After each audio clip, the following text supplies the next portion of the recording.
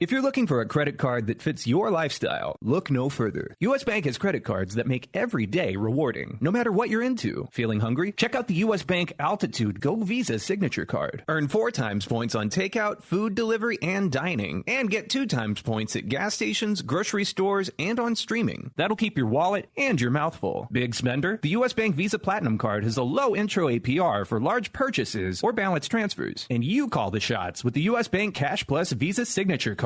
Choose 2 categories each quarter. Earn 5% back on your first $2,000 of eligible purchases for those categories. So don't just get a credit card. Get the right card to make every day more rewarding. Cashback, merchandise, travel rewards, and low intro APRs are all waiting. Learn more at usbank.com/credit card. The creditor and issuer of these cards is U.S. Bank National Association, pursuant to a license of Visa USA Inc., and the cards are available to the United States residents only. Some restrictions may apply. Member FDIC.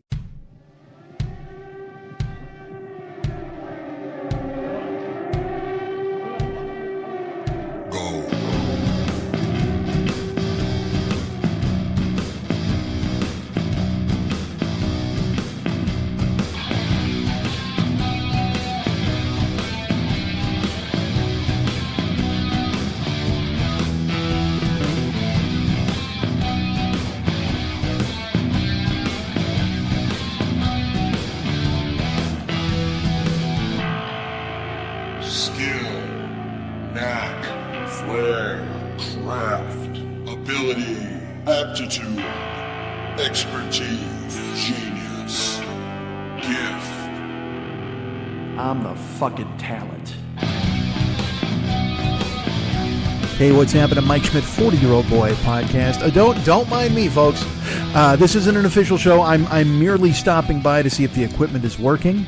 I'm probably going to do a couple of minutes of audio here, and we'll release that. Maybe tomorrow will be a couple more. And eventually, after about a month or so of trying everything out, we'll see if everything's working. See, this is all about blowing the dust out of the computer. I've just got to talk into the microphone, make sure the dust comes flying out of the laptop, because my laptop needs to go to the Genius Bar anyway, because the fucking H doesn't work, and it drives me out of my fucking mind. Dudes, my H doesn't work. That's fucking... And do you know how many... I'm going to say this. You know how many fucking words have an H in it? Holy Jesus. I got to imagine just from the sentence that I just said, there's got to be 10 H's in there, for fuck's sake. But imagine typing. So if I'm behind on correspondence, please understand it's because I have no H. That's an easy crutch. A word I couldn't even type to you. I would say to you, it's an easy krutka. And you'd be like, I don't know what the fuck that means. You'd be like, crutch. Oh, I get it. He has no H. But I haven't gone to the Genius Bar yet. Well, there's a couple of things I want to tell you. First of all, before we get into that, I'm not joking. I'm sitting down here to record the show and staring and going, do it. And you don't give a shit about any of that. But anyway, I plug the wires in, right? And I usually talk into the microphone. And as I've told you before, I've started millions of times doing this show sometimes. You know what I mean? Where I'll be like, hey, what's going on? I hate my voice. Nobody likes me. It's dumb. But I finally... I mean, we're just over 3 weeks here. This is put me in a pine box if I don't do a fucking show soon, right? This is ridiculousness. So I'm like, you got to just fucking do it. Just talk, even if you don't fucking say anything. And I'll tell you this, because the pressure I put on myself, that's looming in my head, where I'm just like, all right, this says the greatest show you've ever done, which, by the way, already it isn't. There's no doubt that already it isn't. We got to really turn the corner here in the next fucking couple of minutes, or else you're going to be like, Jesus Christ, this is what we were waiting on? And see, that's what I think in my fucking brain. God damn, is my brain a fucking weird place? Just fucking dudes there with like marionette strings and pulling shit, and there's a fucking kukla and a Fran. No, I got no Ollie in my head. Fuck Ollie. I just got the dragon and the chick. But I don't have the fucking, the wimpy little pussy dude. I hate Ollie. Ollie's the fucking worst. Wait, is he the dragon? Wait, Kukla might be the dude. I don't know. There's a dragon in my head, but there's not a fucking Kukla. And now I want to Google it. Maybe I'll Google it. Maybe what if I had Google a Fran and Ollie? Then I'd know I'd have the answer for you right away. If it was just fucking Google a Fran and Ollie, I could fucking go, yes, this is it exactly. But I can't Google it because I don't have a fucking H. Although Kukla, Fran, Ollie, yeah, I could. You know what? I could Google that. I could actually look that up. What else? I couldn't look up Clutch Cargo. I don't know why crutch and clutch. That's how, wasn't that weird? That's where my brain went. Went to clutch because I did crutch earlier. And I thought of children's shows, and I thought of, because we used to see Kukla Finale, and then I went right to Garfield Goose in my head. And Garfield Goose used to have these little cartoons, and one of them was Clutch Cargo, and that's where we saw Clutch Cargo. And if you don't know what Clutch Cargo is, it was a cartoon with a human mouth, which was fucking bananas. You know, the guy who invented that loved glory holes. Like, literally, he was just like, oh, you know what if we had, like, just an inanimate object, but it had a moving mouth?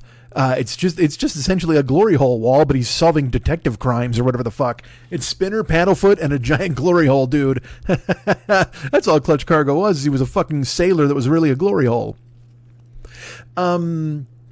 So I sat down to record today. I'm sorry, my mouth now feels like it doesn't work right. It feels like there's spit in there and you're hearing it. And I understand I can be kind of spitty, and I don't mean to be, and I try to go ahead and make sure that I'm not. But even worse, if your mouth is dry, then you guys are going to be like, oh my God, it sounds this guy's spitting fucking sand. But like I told you, that's the microphone, because there's all sorts of dust and sand in the microphone, because I haven't used it for how long? Oh Christ, I don't even want to look at it. Don't fucking put me on the timer. Because that's the thing, is that's when I go into the spin out, where I'm just like, oh fuck, I haven't done this, and I haven't talked, and holy shit, and how long's it been? It's been a calendar month. Has it been a calendar month yet? It has not. But I haven't done anything. So, all right, but getting back to this, whatever. So I sat down here, and I'm ready to fucking talk, and so I tested out a few times, and I have some false starts, and I jibber jabber for about 5 minutes, then I stop, and I go, all right, well, I take a break, I take a walk, take a lap in my house because I'm a weirdo. And then I sit down, I'm like, all right, let's do this. I'm like, fuck you. You got to do this. You're feeling good. You're feeling groovy, like Simon and Garfunkel would say right now. It's, and then I said, slow down. Don't move too fast. Oh my God, my voice made a fucking, did you hear that noise? And I don't want to even stop to cut it out because I have momentum now, because I haven't done this fucking thing in how long, and now I'm going to stop and cut out that fucking noise. Let me write down where to edit it out from. Hold on. I'm going to write down, if you don't hear that noise, it's because I went back and I edited it out. Should I cut all this talking out too? Probably. No, I'm just going to leave it in there. So they're going to think, what could that noise have possibly been? What horrible thing climbed out of Mike's throat? It sounded like a snake was emerging from my throat. No, it didn't, because a snake would go sss. It sounded more like a frog, like a burp up, burp, burp, burp, burp. I don't know. So I went to record here. And like I said, I tested it out. I tried it. We were doing okay. And then I said, all right, I sat down and I plugged it in and I opened Audacity and I hit record, and a little window that came up said, Audacity error, cannot recognize record rate or record whatever the fuck. And I'm like, oh, whatever. It doesn't even matter what it said. It could have said, fuck you, Mike. You should have done a show 3 weeks ago. It could have said that. Literally, it didn't matter what the fucking box said. It's not important what the dialogue was. All it meant was that all of a sudden, after having done this fucking forever, and now literally, this isn't even like the 11th hour. This is like the 33rd hour. Take the 11th hour where you think the things are crunch time, and then multiply that by 3. Because again, this is 3 weeks out. I'm over 2 weeks late with a show, okay? I did a show 3 weeks ago, 3.5 weeks ago. Jesus, fuck, what is wrong with me? What a terrible fucking turn of events. And that's the thing, is all I want to do is talk about that. I want to fucking beat myself senseless and self-flagellate, but then I'm like, well, nobody wants to fucking hear that. These people want to tune in and hear a goddamn comedy show, and I'm going to hear you whining about the fuck that you haven't done a fucking show in goddamn 3 weeks. They're well aware of the fact that you haven't done a show in 3 weeks, but now here I am talking about it, because I spin off, and that's the thing, is I want to go ahead and fucking give myself a hard time for it, but I know the fucking 4 agreements and be kind with your language and whatever the fuck, and I'm not supposed to be mean to myself, but I just... oh man, just frozen. I don't fucking know how to explain it. So anyway, this box comes up on the screen and it's like, fuck you, Mike, you can't do a show or whatever. And I'm like, you dick. And I just laughed. I'm not joking. I laughed until I cried, because I'm sitting at the desk and I'm like, well, finally I'm sitting down. We're doing this. It's got to be fucking done. Let's do it. Let's, you know what? Let's roll up our sleeves. Hold on. Let's go. Put on a shirt with long sleeves and then roll up our sleeves. That's what we have to do. I mean, I find any reason not to do it. I'm like, any food I can jam into my mouth. Hey man, I wonder if I could eat cloves. I should go chew on those for a while, right? Wouldn't that be good? Oh no, my mouth is numb. I can't do a show. Fucking weirdo. Anything else to get in my own fucking way. It's bananas, and I don't fucking know how to explain it to you. Well, no, I know how to explain it to you. I've done a lot of thinking about it over the last 3 weeks. Believe me, I've had plenty of time to go ahead and analyze this shit and go, hey, why is this happening? What the fuck is wrong with you, man? I have some theories. I don't know if you care to hear them, quite frankly. I'm sure you're just like, no, please don't talk about yourself. Nobody wants to hear you talk about yourself. Just do something that's kind of funny, please. We're begging you at this fucking point, because you haven't done anything in God knows how fucking long. And I've been doing Twitch. I still am on Twitch, and I don't know why that should mean anything to you guys, but in my brain, I'm like, well, you're doing 2 hours a day on Twitch, but I mean, you people don't want to see me on Twitch. The verdict has been delivered. I've got like literally 15 to 20 people who come over and visit me on Twitch. The most I've ever had, and there was like 200 people once. And then it's literally like 1/20th of the people listening to this fucking show, as far as I know. Look, I don't know anything about numbers. What the fuck do I know? That could have dwindled down. I probably, you know what? The same people who watch me on Twitch might be the only people downloading this podcast going forward. I have no fucking clue. You people are so nice. You're so tolerant, and you're so fucking patient. And for what? For this? For me to regurgitate the same bullshit? And I don't mean to. That's what I'm saying. So that's what I do. Is I fucking tell myself, well, nah, you can't do that because people are waiting for a goddamn home run of a show.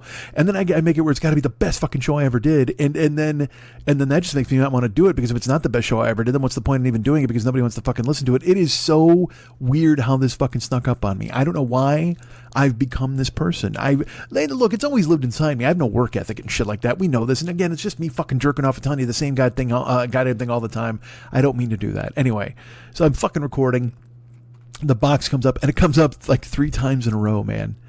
And finally, I unplugged everything. I had a fucking medium come in here and chant. I had someone just walk through my house with burning sage. I mean, like, just fucking, please, let me vomit out a show for these people just so nobody fucking stabs me. And again, like I said, you're all very kind and understanding. People have been sending me notes because, I'll tell you this, again, this is completely true. People text me. They're very nice. People send me emails. My buddy Blind George has sent me emails. He's like, hey, how you doing? What's going on over there? And our friend Fearful Jesuit is like, hey, man, he's about to do a wellness check on me, because he's just like, hey, just checking in, buddy. Hey, man, how's it going? Hey, are you all right? Hey, man, if you want to talk, I'm here. And he's very kind to reach out, and as all of you are. People will send me notes and go, are you all right? What's going on? And again, I love that a lot more than the people who don't send a fucking note, who are just like, well, fuck this guy, because that's the thing, is I've convinced myself that nobody really fucking cares anyway. So it's always nice, whatever. And I'm not saying to you guys, please rush to your keyboards and type out a bunch of shit to me. You don't have to fucking do that, all right? I'm a grown up. I don't need it. Everybody loves getting their hand held. Everybody loves getting jerked off or having their shoulders rubbed. I don't know why it's all equating to that, but it is. And you're all very kind. But I'm saying the people who have reached out and have sent me notes and to see how I'm doing or what I'm doing or where I'm doing it and is everything okay. Thank you. You're all very nice. And I will fight this tooth and nail, and I will conquer this bullshit. I will. It's just the past 16 months, gotta be, right? What is that, 12, 14? No. Yeah, April 8, and then 8. Yeah, about 16, 17 months. Just kind of held up this weird mirror to society that made me go, man, nothing matters. Nothing matters. Like, nothing's good, and no one cares about anything, and I should just go. And I always walk that thin fucking line anyway. I've told you guys where I'm just like, man, this is all fucking horseshit. People are genuinely unkind. I have my friend Suze. My friend Suze works, and she's a medical professional. And she and I have started talking, reaching out, because again, I haven't seen her in, fucking 2 years or 16 months or however fucking long it is, because again, she's busy. She's working all the fucking time. And then she moved a little farther away, but she used to come down here, and then I would get to have lunch with her or see her at Pat's house, whatever. But now she's swamped, man. And also, nobody wants to fucking go anywhere. Because if you go somewhere, you're going to wind up getting the fucking HIV, and everybody's going to be like, holy shit, that guy's dead. Look at that dude. And so she's dealing on the front lines with this stuff. So she calls me, because she works over Graveyard. She'll be driving home at like 3 in the morning, 3:15 a.m. And she reached out to me, this is about a month ago, and she's like, hey, are you up like late, or what's going on with you? And I said, I really don't know. I said, at this point, who the fuck knows? I'm a late guy, but I'm trying to change that so I can be in the gym in the morning. Some days I'm in the gym in the morning, some days I'm not. I said, but text ahead of time. She goes, well, I want to call you like when I'm going home because I want to talk to you. It's been forever. And I'm like, great. But she and her husband, when she's got time during the day, she wants to be with her husband, and I don't blame her. So then at night is when she wants to call, and it turns into, she'll call me and it'll be, 3:30 a.m. And it's just, I'll answer the phone, and it might as well be her phone and my phone. It's just two wolves, and our phones are just a steak. And each of us bites into that fucking steak, and we're trying to just tear it away from one another as we just go on and on about how it's over and how and she has to see it close up and firsthand. She has to see, and she can only be vague about it, because she's a fucking whatever, the confidentiality and all that bullshit. But she's like, it's bad. She goes, we got a tent in the parking lot. She goes, it's just fucking ridiculous. And it's people who come in and they have it and then they deny that they have it and then but they want to get treated for it. It's fucking ridiculous. So I find myself, and this has been my state of mind for like I said, 16, 17 months. But I don't want to be, the second I got vaccinated in April, I was like, all right, fuck this. I don't care anymore. Like, I don't want, we've talked about this before. I don't want to go up to people without masks and yell at them. I don't want to be a fucking nanny, a mask nanny and all that kind of bullshit.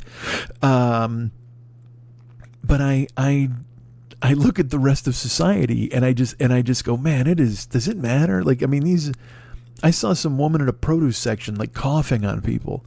These people had masks on, and the people with the masks on are filming her. And I don't know what the fuck. Just if she's got no mask on, walk away. Let her shop for fucking eggplants and kill a kid. Whatever the fuck she wants to do with her life. It's terrible. I mean, I would love to just walk through a fucking Ralph's and just start clotheslining people who don't fucking obey the rules. I mean, that's fucking awesome. That appeals to me in a real fucking visceral way. But also, what appeals to me in a much more visceral way? Sitting in my house and doing nothing ever. I mean, nothing. One of the reasons I like being up late at night is because, from at my apartment complex. Oh, fuck, I got to tell you this story, Ariel. From my apartment complex, from like 10:30 p.m. until 7 a.m., there's not a fucking thing happening. Like people might come home and you hear them walk to the courtyard and go to their house. But I open all the windows and doors, and it's and there's sometimes a breeze, and you just listen to fucking silence. And sometimes I'll read, sometimes I'll be online, sometimes I'll just sit for an hour in the dark and just listen to nothing. And I gotta be honest, man, I fucking love it. I love it. I know that sounds ridiculous. I know because it's just everything's so fucking noisy all the time. And that's my fault. You know what I mean? I immerse myself in society and bullshit and instead you know what? I want to be, you know who I am? I'm the Unabomber. But let me be the Unabomber. But you know what? I'm the Unabomber who doesn't want to fucking bomb anybody. Let me just go live in a cabin and just fucking away from everybody in the quiet. It'll be like a fucking Disney movie. I'll walk outside and like dragonflies will land on my shoulder. I'll like say, hi, how you doing? What's up, Fred? How you doing, man? What's going on in the woods? And he'll be like, bzz, bzz, he'll fly off because he loves me. Ah, Jesus, wouldn't that be great? You just fucking plant your flag. I mean, oftentimes I've done the house porn thing on Zillow where I'm looking for houses in the middle of fucking nowhere. I was looking at houses in Connecticut and Maine the other day. I don't even know fucking why. Vermont. Because I'm like, you know what? What's far away? What is far away from everybody, man?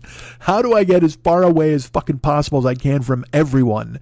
And just fucking go Burgess Meredith and put on my glasses and read my books because there's time enough at last. But also I say that, but I also want to be able to walk out of my house and get a pizza or fucking watch movies or have Wi-Fi. You know what I mean? It's just, I don't know, man. I can't figure it out. So I was going to tell you this fucking story. So it's not even a story. It's an anecdote. But it literally happened tonight. So how fortuitous this would happen tonight on the night I've decided to fucking record for you people. Look, I don't, I've mentioned before that my building is quiet. There's new people moving in all the time. Now there's dogs. There's like 5 dogs in my building now, which is awesome because now I think I want to get a dog. But then also I know if I get a dog, it's going to die. Some weird thing will happen. He'll bite the wrong shoe and fucking pass away. And then what am I going to do with a dog corpse? You know what I mean? I don't want to take the garbage out.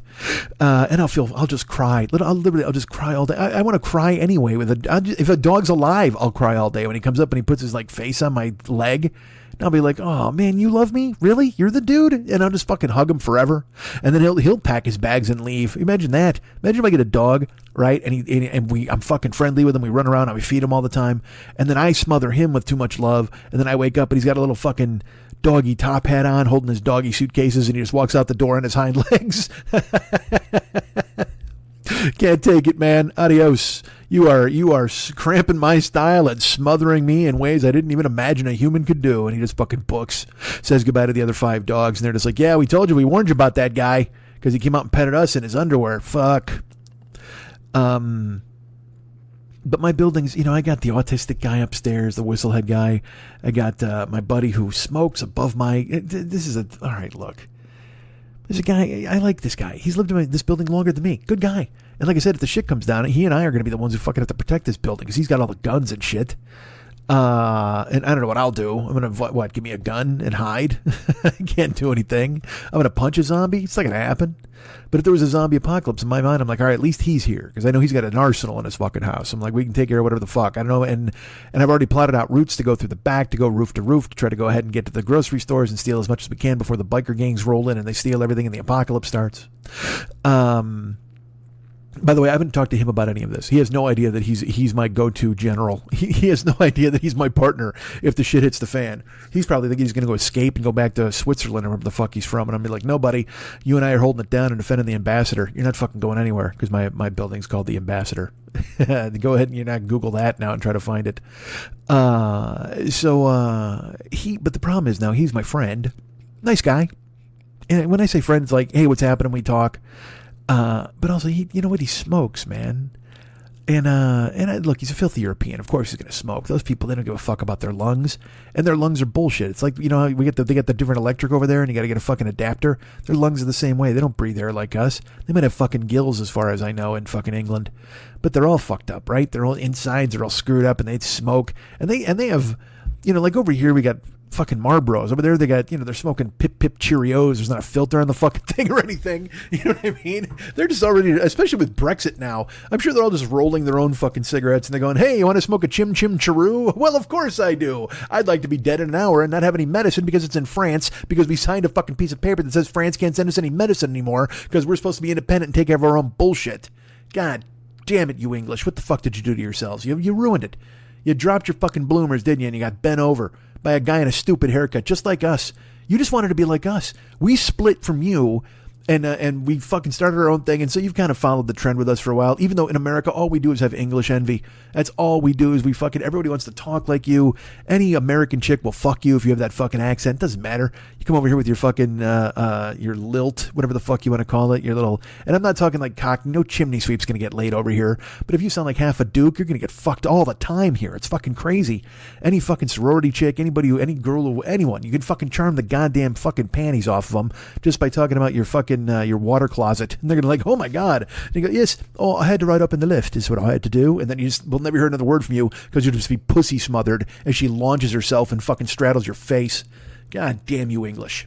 And then you had it all. Didn't you almost have it all? I think you did. You could have come over here and fucked anybody you wanted, but then all of a sudden you're like, oh, we want to be like America. That's what we want to do, right? And so we fucking elect a haircut as our fucking king. And then you're like, hey man, why don't we vote for a haircut? And you vote for this Daryl Hammond looking motherfucker. He literally, you know what he looks like? I swear to God, Boris Johnson looks like Daryl Hammond fell asleep in the Donald Trump makeup and woke up after the fucking Saturday Night Live after party. That dude, and he's shell-shocked. He even has that look on his face, just that weird fucking, like Ricky Gervais looks at Boris Johnson and goes, why the fuck didn't I think of that? You know what I mean? Because he's such a fucking absurd character, man. And you guys vote for that? And I can't even be mad at you because we did the same fucking thing. And I want to know if we led you down the primrose path of voting for a stupid haircut. I have no fucking clue. But now that fucking guy convinces all of you. He's like, well, here it is, right? We don't need anybody else. We're England, right? We got curry takeaways. We got football. We got Manchester United, and all right, and that's it then, right? Close the gates, and then you're like, we got a queen, we got another queen, we got a corgi, we got 4 princes. Close the gates. I don't know why Mark Maron is there, and we got those guards that wear the Q-tip helmet. I don't know why Marv Webber showed up. And then you voted for Brexit, and look what happened to you fucking idiots. Look what happened to you motherfuckers. You got nothing. You outsourced all your dog belly rubs.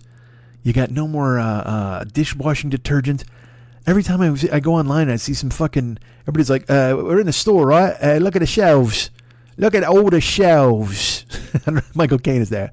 We're in the store, and look at the shelves. And then there's nothing on the shelf.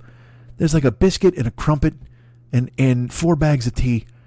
And then there's a pack of ravenous assholes outside want to fight over it. They can't even be fucking deterred. They want to break in and have a crumpet fight. You fucking idiots. What did you do to your country? And don't write me and be like, you don't know. If you were over here, you'd see it's a lovely place and we spend for ourselves. Rule Britannia. Shut the fuck up. Admit you made a mistake. We admit we made a mistake. We kicked the fucking idiot out. Now we got this fucking pudding head running everything, and who the fuck cares, right? And that guy, and look, I voted for the pudding head. I'm on board with the pudding head because at least the pudding head is like he's coming up with some great things that he's like, hey man, what if we just gave a bunch of money to the infrastructure? And I don't know if you're aware of our country. There's now 2 people who've preventing. It used to be like the entire Republican Party was in charge of keeping anything good from happening in our country. That was their deal. But now we did an end around and we somehow gained the Senate, and there was some bullshit and with some wham bam magic Sam. Look at us, we're in control now, right? Look at the Democrats, they're getting it done. I don't want to say us. And then what happens is 2 people, some fucking hillbilly from Virginia and some cunt from Arizona, are just like, well, wait a second, we don't know if we want to do it, and they're impeding all the progress. Like this country is 60-40 in favor of vaccinations and 60-40 in favor of infrastructure. They wanted to get out of Afghanistan, all the things that we wanted to do that we did. But then these 2 fuckheads, like if you're in West Virginia, all right, listen to me. I'm speaking directly to you, West Virginians. I don't know if you can hear me this deep in the coal mine. Are you even still mining coal? You know we're not using it anymore, right? The only thing coal is used for is so you assholes have something to go for on Halloween. Literally, the chief purpose of coal these days in America is to provide blackface for you hillbillies when you go try to get free candy from people in the fucking Ozarks. Jesus, fuck. But no, now everybody out there is doing their fucking stupid dance and pretending that they support this guy or they don't support that guy or what the fuck are we going to do now? I don't. And I don't want to care. As I've said this many, many times before, I don't want to give a shit about any of this. I want, all right, look, here, I got vaccinated in April, right? And as far as for me, COVID was in my rearview mirror. I was done. That was it. I didn't have to worry about this shit anymore. I'm like, I'm fine. Started going to the gym. Do I wear a mask at the gym? I don't.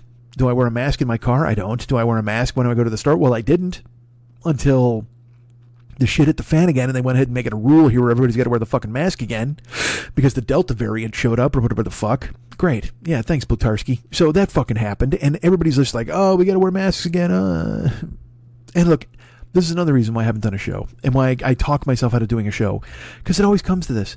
Because this is the biggest thing in our world right now. It still is. Assholes who won't get vaccinated. People who want to yell at them because they won't get vaccinated. People who are vaccinated and are smug about it. I mean, it's just like, fuck. I don't. It's like you just help people. I don't understand why you wouldn't just fucking help people. It just drives me. Oh, fuck, whatever. And I will be honest, there's stuff I don't even know if I even told you this shit. Because, my life's going on for 3 weeks, and my life went on for weeks before that. And there's stuff that I don't know if you mentioned to you. Did I mention that a fucking guy at the grocery store, or not the grocery store, at the 7-Eleven, that I brought in and I bought him a bunch of stuff? And I felt like such an idiot. He's outside, and he's like, sir, can I have some cash or whatever? And he's like, I'm really hungry. And I'm like, are you hungry? And he goes, yeah. And I go, come on, and I'll buy you something. He's like, what? Oh my gosh. And this dude, you know who he looked like? Kenneth the Page on 30 Rock. I mean, this dude, he was just a nondescript blonde white dude. And I mean, but I'm not, that's the thing is I don't want to be, it's not the $1.98 homeless beauty show. You know what I mean? Beauty pageant. I'm not trying to be like Rip Taylor is like, you are homeless and you aren't homeless and you're just trying to get over on me. It just so happened I was heading in and the guy caught me and he started into his fucking sob story. He had a beat up suitcase with him, which was fucking bananas. I'm like, what are you, Woody Guthrie? What the fuck are you doing? You got a guitar case and a fucking suitcase? What the fuck, man? He literally had both. And I wanted to go, it's a thing again where like, my buddy Jimmy has done a bit on stage about a homeless guy with a dog. I see a homeless guy with a guitar and I'm just like, in my brain, I'm like, is that your best fucking thing you should be lugging around? But I mean, I don't know, but who am I going to judge a fucking homeless guy? You want to carry you could have a fucking recorder. You could have a flute. Maybe he goes on the street corner and he plays the gitbox and he gets fucking cash for it. Maybe he's good. I don't know. But he's also, he struck me as one of those dudes who's always like 30 seconds away from going, hey man, I'll give you that guitar. You know what I mean? Like he pinched it out of somebody's fucking car or whatever. I don't know. He could have been a scammer, but it didn't matter to me. I don't give a fuck. Help somebody. So he's hungry. And I, so we went into 7-Eleven and first of all, I said, do you want something? Come in, I'll buy it for you. And he's like, oh my gosh. He had kind of a country accent too. You would do that? Oh my gosh, you don't. Oh, I can't believe it. Well, thank you. And I go, great. Well, let's go. Oh man, I can't. You know, it's funny because I stay out here all day. You know, and then I feel so bad about talking to people. And now I'm like, look, dude, do you want a fucking ho-ho or do you not want a ho-ho? Let's fucking go into 7-Eleven and get you some shit to eat. Whatever you want. Let's go. But I'm trying not to, I'm just trying to be nice and help. But at the same time, I'm still me. You know what, sir? Oh my God, it's so nice that you would do this. So many people walk by all the time and they don't want, and because again, and then it dawns on me, I'm like, you know what? This guy wants a friend. And we've talked about it before with homeless people. If you look them in the eye and you say, sorry, sir, or I can't help you, or what can I do? Just recognizing someone and speaking to them like a human being can be currency. But that's the thing is, I don't want to have tea with the fucking hobo. You know what I mean? It's like, Jesus Christ, dude. Let's get you your fucking food or whatever the fuck you want. Because also, look, I stopped at 7-Eleven because I don't know if you're aware of this. It's a convenience store.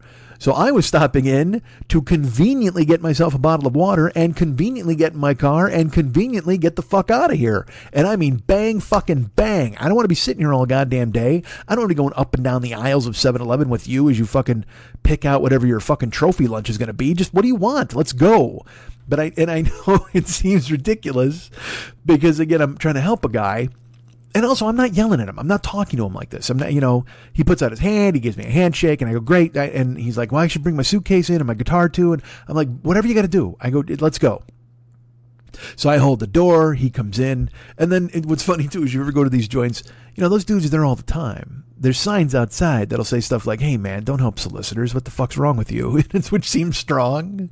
But nothing's wrong with me. If somebody wants to eat something or somebody wants to be taken care of, or if I see somebody and make eye contact and I think they want to have some fucking cup of noodles, then I'll fucking buy them a cup of noodles. If I got enough money to buy them a cup of noodles. I don't fucking know.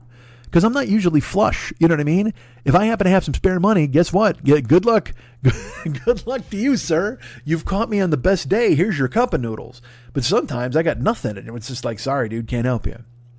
So, you walk into the cashiers, give you the fucking side eye because they can't believe you're bringing in dirt bag to go ahead and shop. And they're just like, they give you a look like, because they usually just want to say to him, no, can't come in. You cannot come in. But he came in with me and they saw me holding the door for him. And so I'm a customer and they're like, but then he's got, and he had a suitcase. When I say he had a suitcase, guys, he didn't have like the little roller bag. He had the big ass fucking roller bag. The one where in my brain, I'm like, wait a minute, does he have like another homeless guy in there too? Is this some kind of puppet show? They sleep in there and the other guy does the begging. They're on 12-hour shifts. I have no fucking clue. It's a big fucking, it's a Wonderful Life steamer trunk. You know what I mean? It might as well have had stickers for fucking Tahiti and Cucamonga on it. It's fucking gigantic. So he brings it in, he rolls it in. It's heavy as fuck too, because it makes a noise when it just goes through that 7-Eleven like, it sounds like a car going over a speed bump. He rolls that in, he brings the guitar in, and he puts him off into the fucking corner. And I'm just like, all right. And so then I go, get what you want. It's fine. And so I'm there now. So I've got to get myself a bottle of water. And then I thought, well, if I'm there, I'm going to look for weird chips. Because I will do that occasionally. 7-Eleven sometimes gets the weird chips. And there were Lay's summer weird chips. There was the Lay's Funyun flavored potato chips, the Lay's Cool Ranch Dorito flavored potato chips, and the Lay's Cheetos flavored potato chips. Now, I know I'm not supposed to buy Lay's because there's a strike at the factory, and I need to hear more about that bullshit. Please, by all means, on Facebook or in my fucking Twitter feed, please tell me that Nabisco's on strike. I know they are. I know. And you know what? Viva Zapata or whatever the fuck. Hey, here's a Che Guevara shirt on. I'm rooting for you guys. And I'll Norma Ray and climb the counter and ring the bell. But I just wanted a bag of chips. And I'm not saying, look, I support your cause. And it's not like I'm buying Nabisco every fucking day, but I wanted to buy those chips. So in my brain, I'm like, but I know that people are out there going, you can't buy any Nabisco products. You can't buy any Lay's because, they're killing the people on the fucking assembly line. And I'm just like, yeah, that's fucking awful. Here, hold on. Let me Google that on my iPhone that was built by 4 Chinese kids with their dying breath. Let me see if I can go ahead and find any information on the Nabisco strike. I can't save the fucking world all the goddamn time. I keep getting emails. The dumbest thing I ever did was I don't know how they got my email address, but the Democrats or whoever the fuck, you know, man, I live in California, so I just voted in the recall election, and I voted no, obviously, and we won. We did what we were supposed to do, and that's fine. There you go. That's my civic duty. I voted no. Newsom still runs it. He can go have fucking goose ass at the French Laundry for $8 billion and let me eat cake and whatever the fuck he wants to do. That's fine. But that's because I live in California. And it's my job to vote in California. It's my job to care about what California does. Now, I care about the United States, too, to a certain extent. But at the same time, I care about it like I care about seeing someone who's going to jump off of a building. You know what I mean? Like California is like someone I'm holding hands with, all right? But the United States is a guy on the roof of a building. And I don't want this guy to jump. I think that would be terrible. It would be an awful thing, and I can't imagine putting myself in the headspace he must be in to climb out on the 16th floor and threaten to take a fucking swan dive. But at the same time, if he does take the swan dive, he's going to wind up street pizza, and I'm going to look at him and go, boy, that was fucked. I can't believe I watched that. And then I'm going to leave. I'm going to go away and go eat a sandwich from a taco cart or whatever the fuck. That's the United States. Because honestly, it's because I'll tell you what, the United States keeps climbing out on the ledge and keeps threatening to jump like every fucking day. And I'm supposed to do something about it all the fucking time. And I know this is narcissistic or selfish or whatever, just me thinking about me. I don't know if you feel the same way. But I mean, I have nothing else to care about except myself. I have no kids. I got no fucking significant other. So it's like, that's how I look at it. I care for the world around me. I'm a citizen of the world, and I want people to be happy and good. But at the same time, don't send me fucking emails telling me that I have to send money to the congressional race in fucking Alabama or whatever the fuck. It's like, I get them all the time. All these ridiculous fucking emails from people at the Democratic Party or whatever the fuck, and they're just like, it's from Val Demings. Val Demings here. Mike, where have you been? We've been trying to get a hold of you. Oh, sorry. I'm sorry I wasn't at my desk waiting to get a note from Georgia telling me to vote again or give money again to the people who got voted in and didn't do a fucking thing this time. You know, Raphael Warnock's going to get primaried and a lot of bad things are going to happen. Well, then you guys better fucking step on it. You better start going door to door in fucking Georgia and collect some peanut money from those hillbilly motherfuckers. Find some barefoot dude to give you something out of his moonshine jar, because I took care of California. We voted against the recall, so step off, man. You know, I don't want to fucking keep being told like Texas. Like, hey, man, you live in Texas, good for you.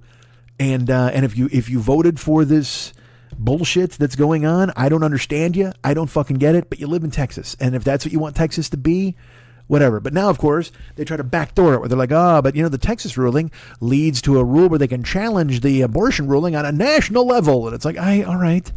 Well, I blame John Adams for putting all of these trap doors into the Constitution that lets these guys fucking worm their way around. Blame the fucking relentless army of devil's advocate Al Pacino, Keanu Reeves fucking lawyers who won't stop throwing paperwork at everything, trying to get shit taken away in the name of Jesus and whoever else lives in the fucking sky. All this evangelical Christian bullshit that's nonsense and goes nowhere. And there's people here who don't fucking believe it, but yet still, again, it's that dumb shit where people... They're like, oh, man, we hate abortion. And I'm like, yeah, man, I totally hate abortion. They're like, cool, then let's outlaw abortion. I'm like, well, nah. I mean, it doesn't have anything to do with me, really. I mean, I'm hoping that women can have choice and you know, they can make sure that their own bodies are taken care of by whatever they want to do for themselves. Well, no, you don't understand. If they wind up killing a kid, then it's terrible. You've murdered a baby. Well, not really. It's kind of a... Well, first of all, here's the thing. It doesn't matter what I think. What matters is that it's a woman, and she has agency over her own body, and she can do whatever the fuck she wants.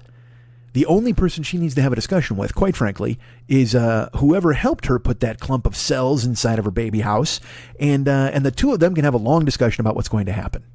And that's that. And that has nothing to do with me, and it has nothing to do with you, her neighbor, you Gladys Kravitz peeking in the window motherfucker. It doesn't have anything to do with you, you fat John Haggerty fucking standing on a street corner with a Bible yelling at people motherfucker.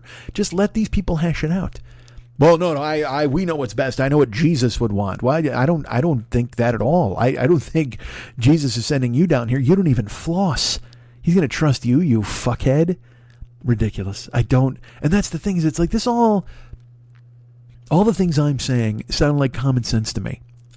And I guarantee there's someone completely either listening now or somebody on the other side of it just thinking that everything I'm saying is barbaric and stupid and wrong. And we have to save people from themselves, and you have to step in and make these decisions for people. And it's just like, I don't know, man. If you want autonomy for people and you want people to make their own fucking decisions, then stay the fuck off. You want people to make their own decisions until they're the decisions that a woman would make. Basically, that's just it. This country hates women so much.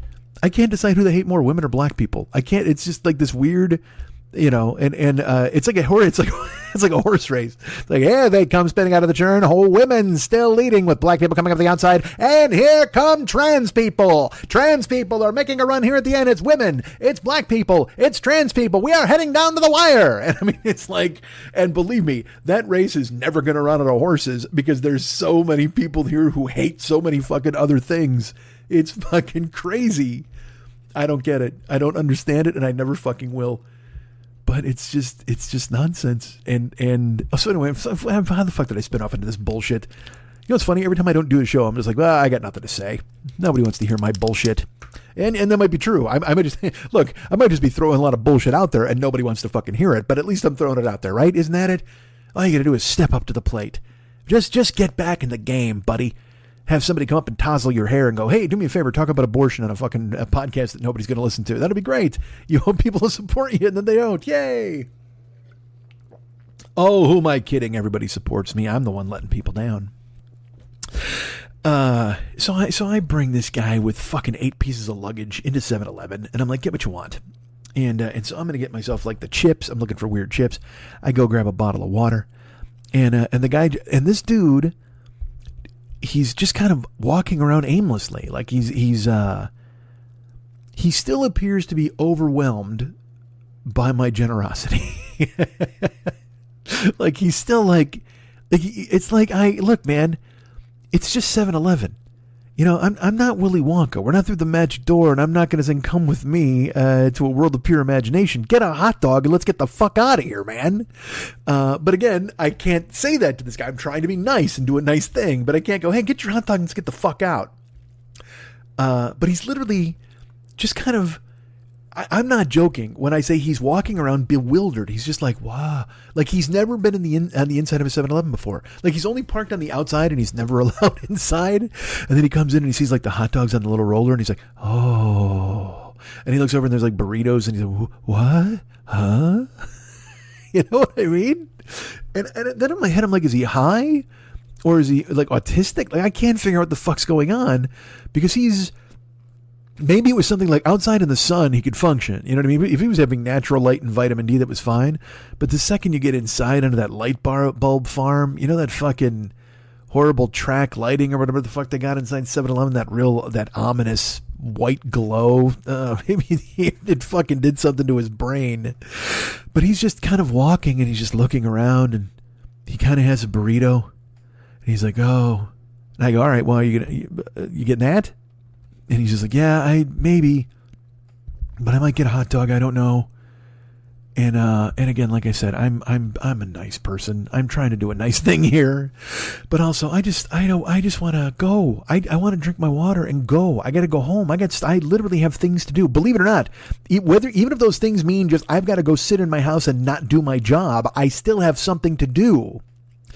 And I go, well, get the burrito. That's fine. And he goes, well, I might get a hot dog. I go, get both. And he's like, what? What do you mean? I said, if you want a hot dog, if you want a burrito for later and get a hot dog now, then whatever you want to do is fine. Get what you want. Oh no, I couldn't do that. You're being very nice, and I couldn't. And I go, look, I'm telling you right now, get what you want. I don't care. And he's like, well, I go, well, within reason. I go, don't buy 10 burritos. I go, but if you want a burrito and for later and a hot dog now, that's fine. You want a bag of chips? Get it. I said, you want a beer? Get it. And dudes, that was the word that snapped him out of the floating through the fucking 7-Eleven as if he were in some sort of magical land. I was like, you want a beer? And he snapped to attention like, and I'm like, if you want a beer, grab that. You want a soda, grab that. Whatever you want. He's like, oh, wow. And now I've overwhelmed him with choices. It should just say, get that burrito. We're getting the fuck out of here. You know what I mean? It's like having your kid when you bring him into the fucking store. You know what this dude was? This dude was Spaulding from Caddyshack. I want a burrito. No, 2 burritos. And a hot dog and a hamburger and a cheeseburger. You'll get nothing and like it. You fucking ridiculous Woody Guthrie luggage, goddamn guitar, weird Bob Dylan hobo. What the fuck? You look like Dave Foley playing a hobo character. Get your shit and let's get the fuck out of here, man. No good deed goes unpunished. I'm in a fucking 7-Eleven. You 7-Eleven, again, you should never spend more than 7 or 11 seconds in there. You grab your shit, you pay, you're out. It's the whole fucking point. If you're shopping in a 7-Eleven, things have gone awry. Things have gone terribly awry in your life. If you walk into 7-Eleven and you're like, hey, man, you guys got like a cart or a handbasket? Oh, no. It's like that happens at Walgreens. I'll go to Walgreens to grab a fucking chocolate bar because I'm fat, or just anything. I'll just go to whatever the fuck I need. Vitamins, lip balm, whatever the fuck, because that's all it's for.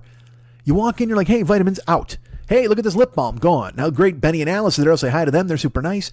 But you bust in, you bust out. Nobody's leisurely walking through the Walgreens. I mean, I've done that before. Let's put it this way. When me and my ex, we loved Walgreens. You would just go in and just try to find like weird prizes or treasures on the fucking shelf. Some weird candy or some chip or some nonsense because, we bonded over that kind of thing and I fucking loved it. Then again, they've got the hum of the electric lighting too, and that'll fucking just sap your will to live. But at least you're going around and you're finding some sort of fucking cacao nib chocolate bar that you can try for fucking 80 cents. Yay, let's give this a day in court. But you got a purpose. There's a zip. There's a pep in your step. You walk in at Walgreens, you get shit. But then have you ever gone to Walgreens and you see, because look, I'll go to my Walgreens, there's carts. There's like 5 carts. And I'm like, why are there carts in Walgreens? And you think that until you get behind the person in line with the cart.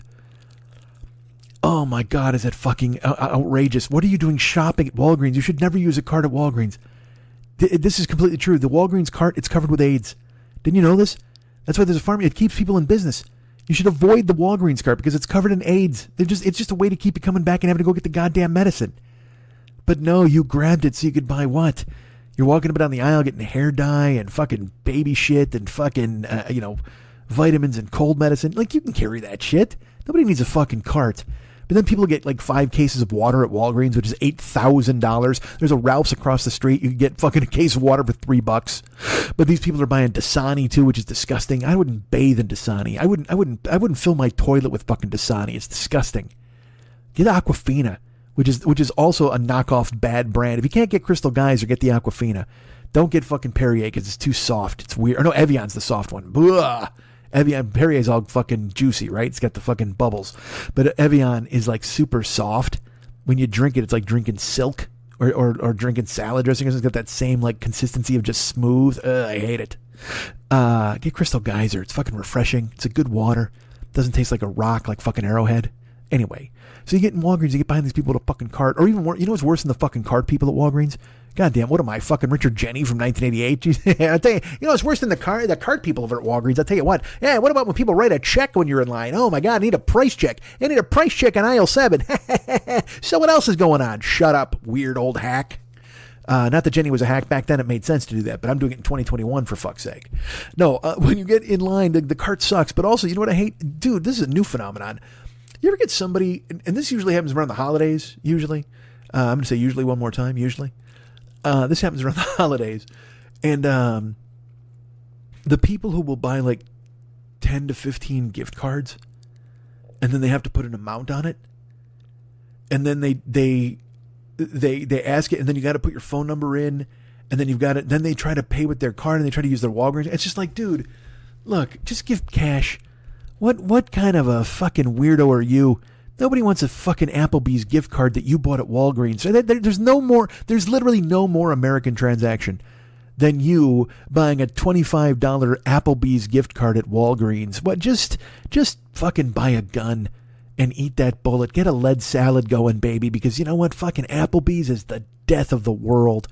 And then you fucking do it at Walgreens. You make people wait in line when you put $25 on an Applebee's gift card so you can buy a fucking, a whoop-de-scoop French fry plate or whatever the fuck they got. Riblets that they invented. Not even fucking real meat. It's not even a rib. Like, because you can get ribs. There's places you can get ribs. There's baby back ribs, which are bullshit, and they got a song and all that at Chili's, whatever the fuck. But there's short ribs. There's ribs. But then riblets are all, you found some part of the animal nobody was using and you got it for cheap and you soaked it in a fucking sugary sauce and people choke it down.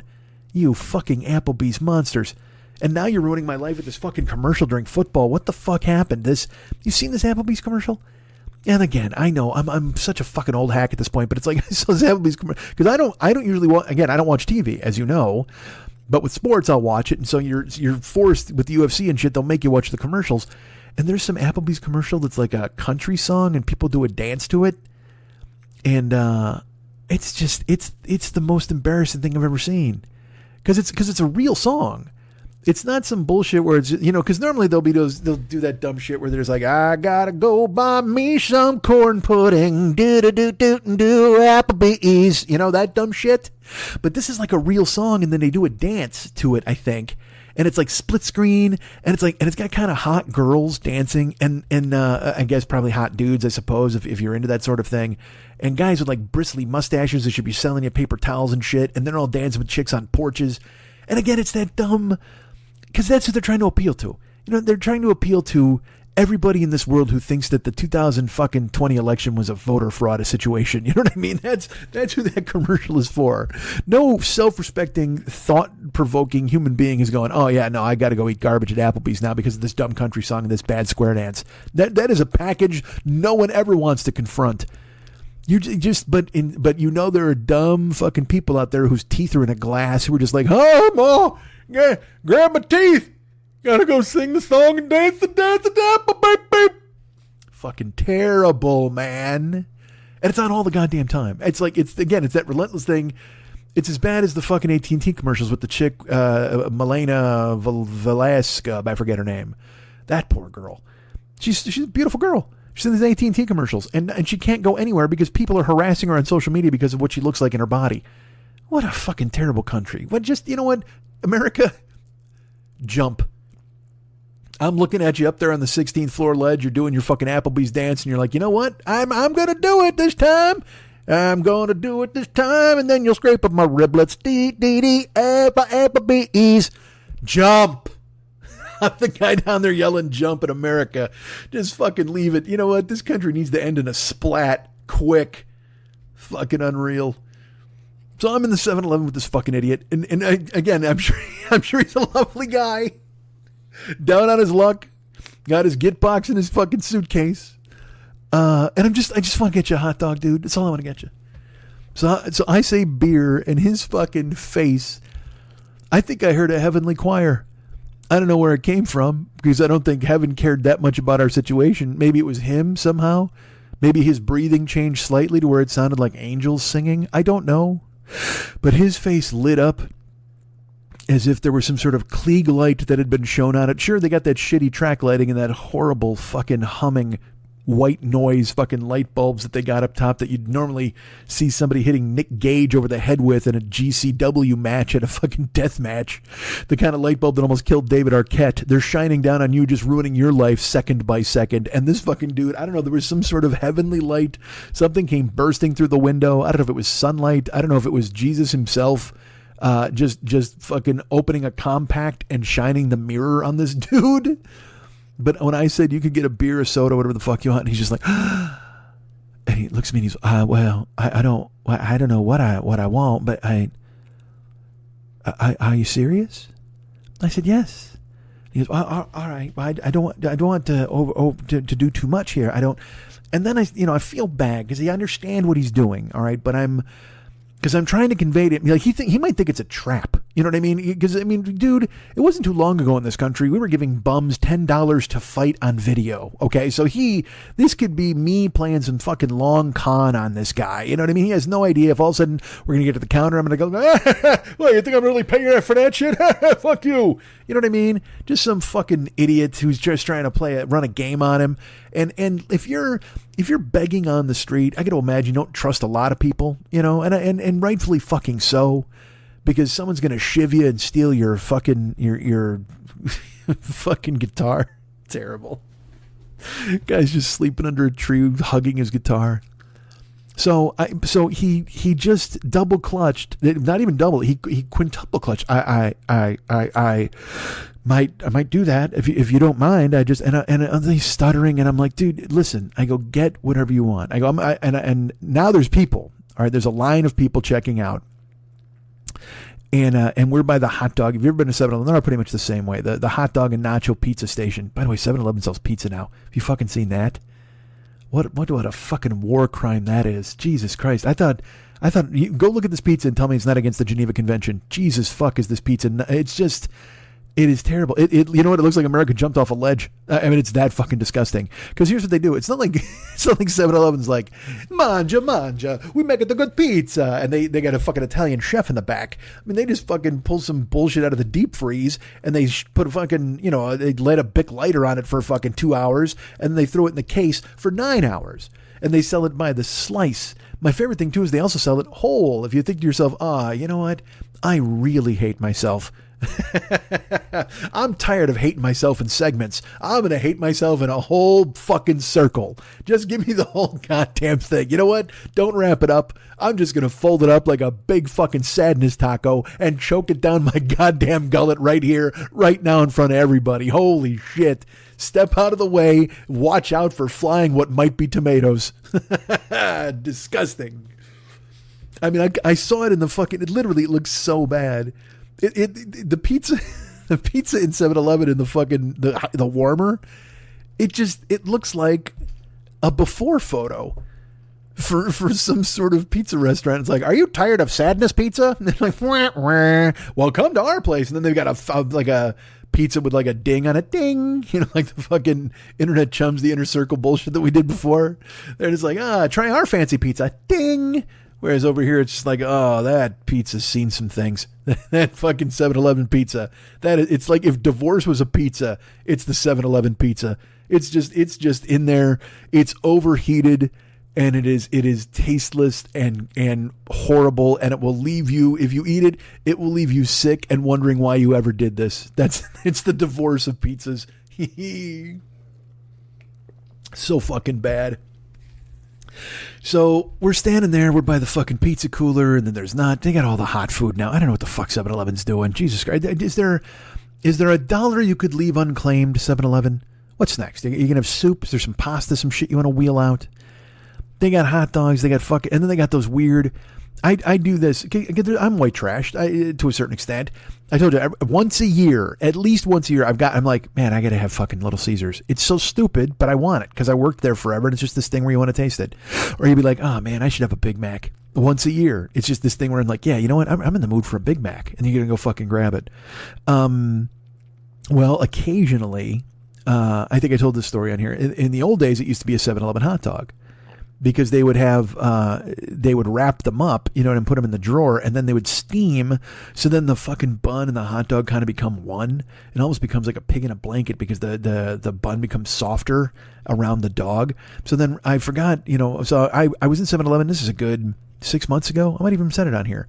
And I wanted a hot dog. I saw, it's like, you know what? I'm going to get a 7-Eleven fucking hot dog. So I go, dude, can I get a hot dog? He's like, sure. And now the fucking hot dog isn't wrapped in the fucking drawer or anything. Because it was bad enough. Look, when they made the dudes put on gloves, all right, all those dudes who works there now, they got to put on gloves, and now you got to get your own food. Like it's a serve yourself fucking a la carte thing, and then because of the pandemic, they can't get near it, and also the buns are just dry. Like the buns are dry in a sleeve now, and then there's no relish bar. There used to be, because I used to get onions. I would just put onions all over my fucking hot dogs. I like a hot dog, a plain hot dog with onions. It's fucking awesome. I do it at every ball game. A hot dog. I don't need ketchup, mustard. I don't need any of that bullshit. On a Chicago dog, it's different. But if I'm going to get a Dodger dog at the ball game, or if I'm going to get like a fucking bad 7-Eleven dog, or if I go to the ArcLight when it was open and I would get a fucking hot dog or a sausage, I just want onions on it. That's it. I don't want any fucking juice or any condiment at all. But now, because of the pandemic, they don't have the fucking onions anymore. They don't have at the ballpark either. Everything's in a fucking little envelope. They're like, here you go. And it's a packet of relish. Ah, fuck, dude. The second you put relish in a plastic tube, it's just fucked. It's not relish anymore. Now it's just now it's just green flavor. It's just gross. Relish has to breathe. Piccalilli has to breathe, man. It's got to hit the open air. It's got to get people's germs at the ballpark. Someone's got to put their hand in it for you to really enjoy relish, for fuck's sake. Same thing with onions. Dude, at fucking Dodger Stadium, they had an onion cannon. And I'm not even fucking joking, like an onion Gatling gun. It was this thing where you held a handle like a crank. It was like a and you spun it, and the onion just came firing out all over your goddamn hot dog. It was the greatest thing of all time. Because not only were you like, I'm anticipating a delightful lunch, but look at the fun I'm having preparing it. Oh my God, is it great? Just shooting in your fucking hot dog with onions, it's great. And then I'm an idiot, so like I'll put a ton of onions on my hot dog and people look at me like, what the fuck, man? And I actually, one time at the ballpark, someone was just like, oh no, if you keep spinning, the onions keep coming out. Yes, I know that. Did you think I'm in a trap? Did you think I'm just mesmerized by the fucking onion Gatling gun? I want this many onions. You're not sitting by me. I'm breathing on you. Get the fuck out of my way. I like onions. But the dude, he said it to me once. He's like, hey, oh no, if you keep spinning, like the onions will keep coming out. And now that I say it out loud, he probably was making fun of me and telling his friends or trying to go. He's like, kind of his buddies like, oh, watch this. Watch me get this guy. Hey, you know, sir, if you keep spinning the fishing reel thing, the onions will keep coming out. I'm like, yeah, I like onions. I like a pile of fucking onions, man. Get out of my way. I'm old. It's like when your fucking uncle would eat horseradish and be like, that's fucking disgusting. That's who I am now. I'm 70 years old. So they don't do that anymore now, though. And they don't even have the onions at the ballpark now. Now it's just like a fucking a thimble of ketchup with a lid on it, a fucking relish in a tube. What the fuck? So same thing at 7-Eleven. So this is like 8 months ago. I bought a hot dog. The guy's like, all right.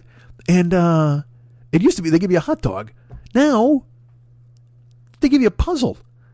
I don't want a snack puzzle. What the fuck, man? It's literally like it's a bun, and then you got to open the bun, and then you got to pick the hot dog off the thing yourself with the clampies, and then you throw them in there, and then you got to open up the envelopes and put on whatever condiments you want. There's no onions to be found. It's a puzzle. It's Build-A-Bear. It's I didn't want to build a bear. I want a fucking quick lunch that I can eat in the car, for fuck's sake. And then, this is the worst part of all of it. When I told you they would keep the buns in a drawer and they would get kind of warm and then the hot dog would kind of meld in there and it would be like almost like a pig in a blanket. They would get married because hot dog belongs in bun. Hot dog and bun are partners. And when you put them together, it's magic. And then when you wrap them up in foil and you put them in a hot drawer, oh my God. Is there anything better than like a juicy all beef hot dog that you bite in a fucking soft, like squishy bun that's kind of moist? Oh my God, is it delicious? It's so good. That might be the pussy of foods. You just want to bury your face in it. It's quick, it's convenient, it's just fast. It's just like it's like a juicy hot dog with like a soft bun, and then the juice of the hot dog gets into the bun, and then you put some onions on it. It's delightful. Well, now they give me, like I said, the bun is separate, the fucking condiments, you know what it felt? It felt like one of those movies where like there's a guy who's a mental patient. They give him a puzzle with like a star, a circle, and a triangle. They're like, all right, put this shit together, and then you'll get lunch. Put this shit together, and then you'll get fucking lunch, man. And then I got to go over to the side by where the coffee is, and that's never clean. There's always coffee grounds and shit. So I got to try and build my own hot dog over by the coffee. And then the bun is in its own sleeve. So this fucking thing just tastes like a cashmere sweater. It's not warm. It's not fucking soft. It's not crunchy. It's just dry. You ever just eat like the crust of bread, like dry bread? Oh, fuck. It just was so gross. And then I put the dog in there, and then here's what I did because I'm a weirdo. Like because they didn't even give me the foil. I wanted to try to wrap it up, so instead I took my hands and I squished as hard as I could. I squished the bun into the dog, thinking the dog would bleed juice into the fucking bun. But then the bun like cracked on the outside because it was so fucking old, and oh my, what a fucking whiff. So again, that's about 8 months ago. So I don't fucking that cured me. I think that may have cured me for the 7-Eleven hot dog. I'm done. Now, however, they do have those cheeseburger bites.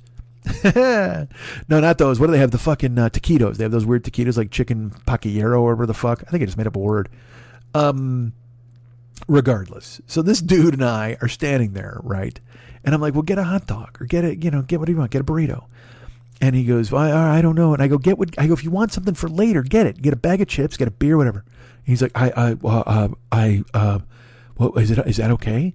Like, is that, like, are you serious? Like, could I do that? And like I said, I understand why he's gun shy because it could be some guy fucking with him. But also, I just want to get the fuck out of this fucking convenience store. I'm like, just dude, let's go. Let's just get out. Can we just get out? And I said, yes, I'm serious. Whatever you want is fine.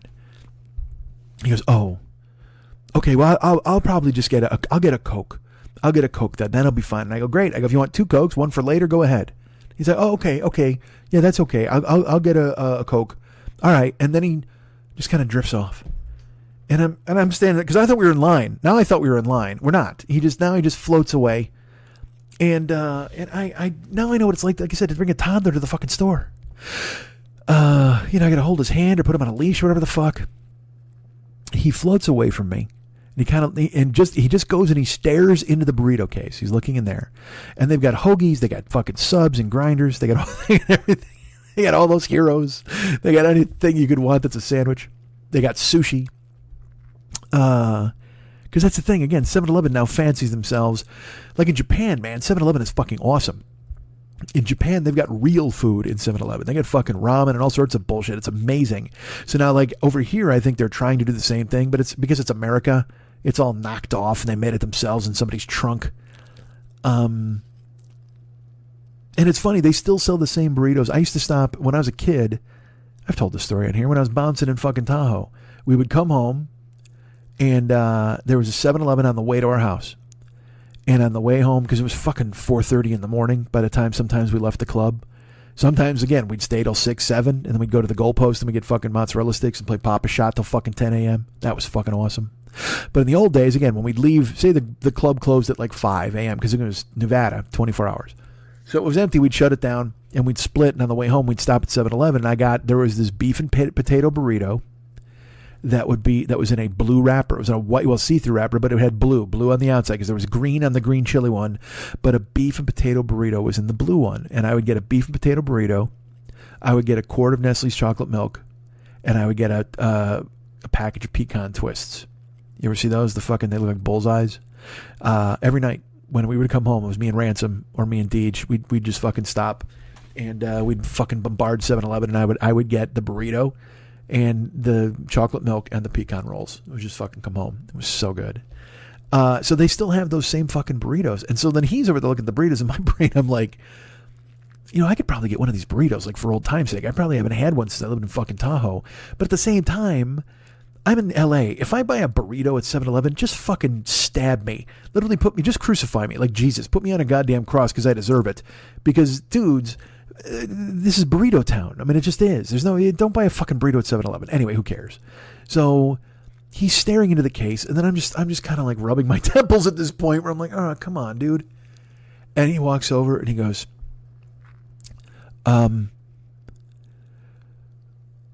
I think I would like to get a beer if that's okay. And I said, of course. I said, whatever you want is fine. I go, I'm not judging you on anything you want. What I'm saying to you, I go, get what you need. If you want a beer, you want to get 2 beers. You want to get 2 burritos. You want something for later. I go, I'm here to help you. And if you want stuff, I will get it. That's what I'm telling you.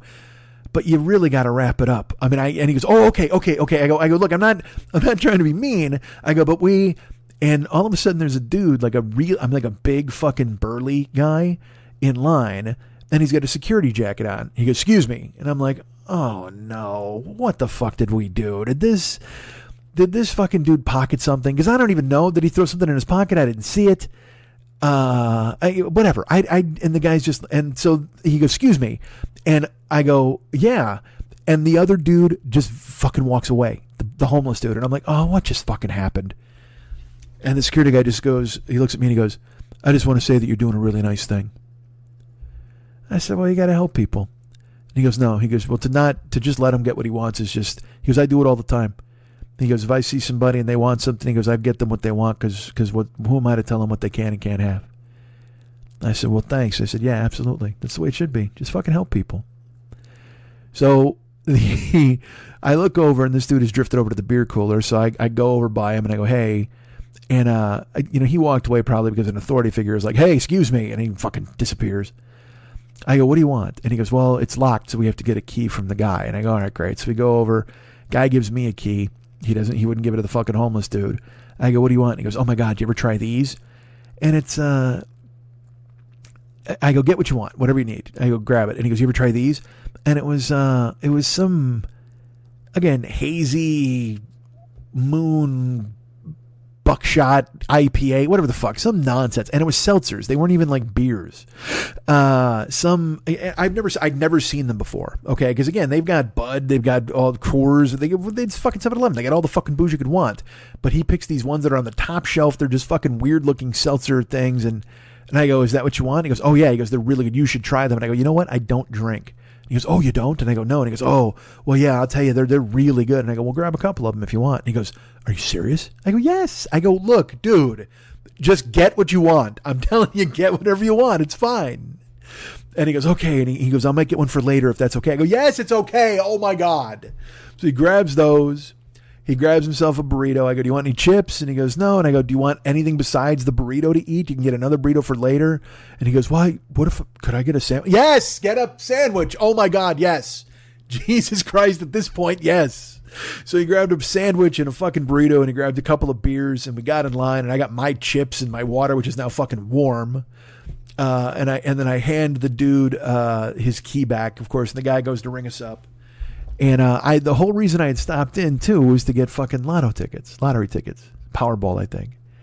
So, I give the guy my slip and I go, I need like 10, 5, whatever run that, and then give me like 4 quick picks. But you got to do them one at a time, whatever. Because I hate when they give me the same number. I'm an idiot.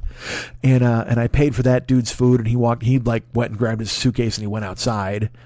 And so then I paid for my lottery tickets, and then I bought an extra lottery ticket. And I went outside, and he goes, oh, my God, you're so generous. You're so nice. You're so nice. And I go, here. And he goes, what? And I gave him 1 lottery ticket. I go, if you win, remember me. And it's funny, the beers, the hot dogs, the burrito, the fucking sandwich, all that shit. For some reason, he was very trepidatious, and he just didn't know. Because again, I think he thought that I was going to pull the rug out from under him, or there's going to be some consequences of some sort. But then I handed him the lottery ticket, and he choked up. It was the weirdest, because I saw him do it. He looked at it, and I handed it to him. Here, if you win, remember me. And he took it, and he looks at me, and he got tears in his eyes. And he just goes, and I think he was already maybe halfway there. It wasn't like the lottery ticket was the, you know what I mean? He might have gone outside and realized, hey, that was pretty cool. But then the lottery ticket kind of put him over the top. Like, he might have been, and look, the guy lives in the fucking street. He's got a buddy in a suitcase. The guy's got half a guitar with 1 G string on it. I don't fucking know. So he's obviously smashed into fucking life at a pretty high rate. And sometimes you just don't know what you're going to do or where you're going to go. And kindness can tip you either here or there, or send you in this direction or the other. And so when I handed him the lottery ticket, I think that then it became a real moment of kindness, and not just sustenance, not just necessities. The beer could count as this as well, but maybe the beer combined with me giving him a lottery ticket was a luxury rather than a necessity. You need a burrito to stay alive. You need a sandwich to stay alive.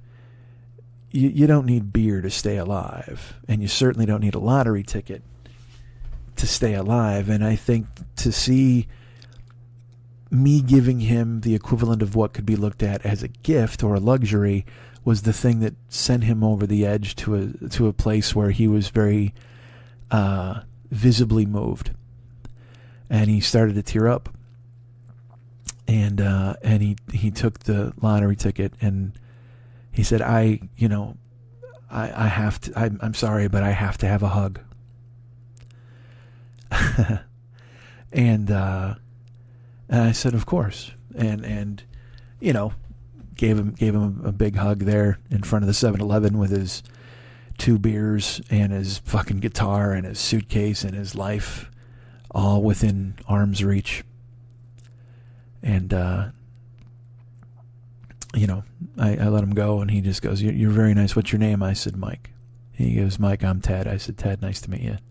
Good luck. And, went and got my car. Well, I should say this. Reached down to make sure my wallet was still in my shorts. checked my wallet, and then got in my car and split. And it's just, It just that's the micro, that's I can't send you money to Georgia to try to win another Senate race that I don't know what the fuck it's going to do for anybody. Because, you told everybody if they voted in November, you'd fix shit, and now you don't fix anything. If anything, you've kicked people off unemployment. You've got the abortion thing now running rampant. You've got redistricting happening. You've got all sorts of bullshit that you said you were going to stop. But you're going to let fucking Kristen Sinema and fucking Manchin ruin it. So then you have the balls and the audacity to send me fucking emails and go, hey man, we really need your money. Where have you been? It's Val Dominguez. Don't you understand? We got to win Georgia. We got to hold Georgia. We got to hold the line here. We got to do this. Well, fuck, man. You know what? You guys aren't the Chicago Bears. I'm not a lifelong fan of yours who's willing to dump money into getting a jersey or a hoodie or tickets to watch you work, man. Fix the fucking country.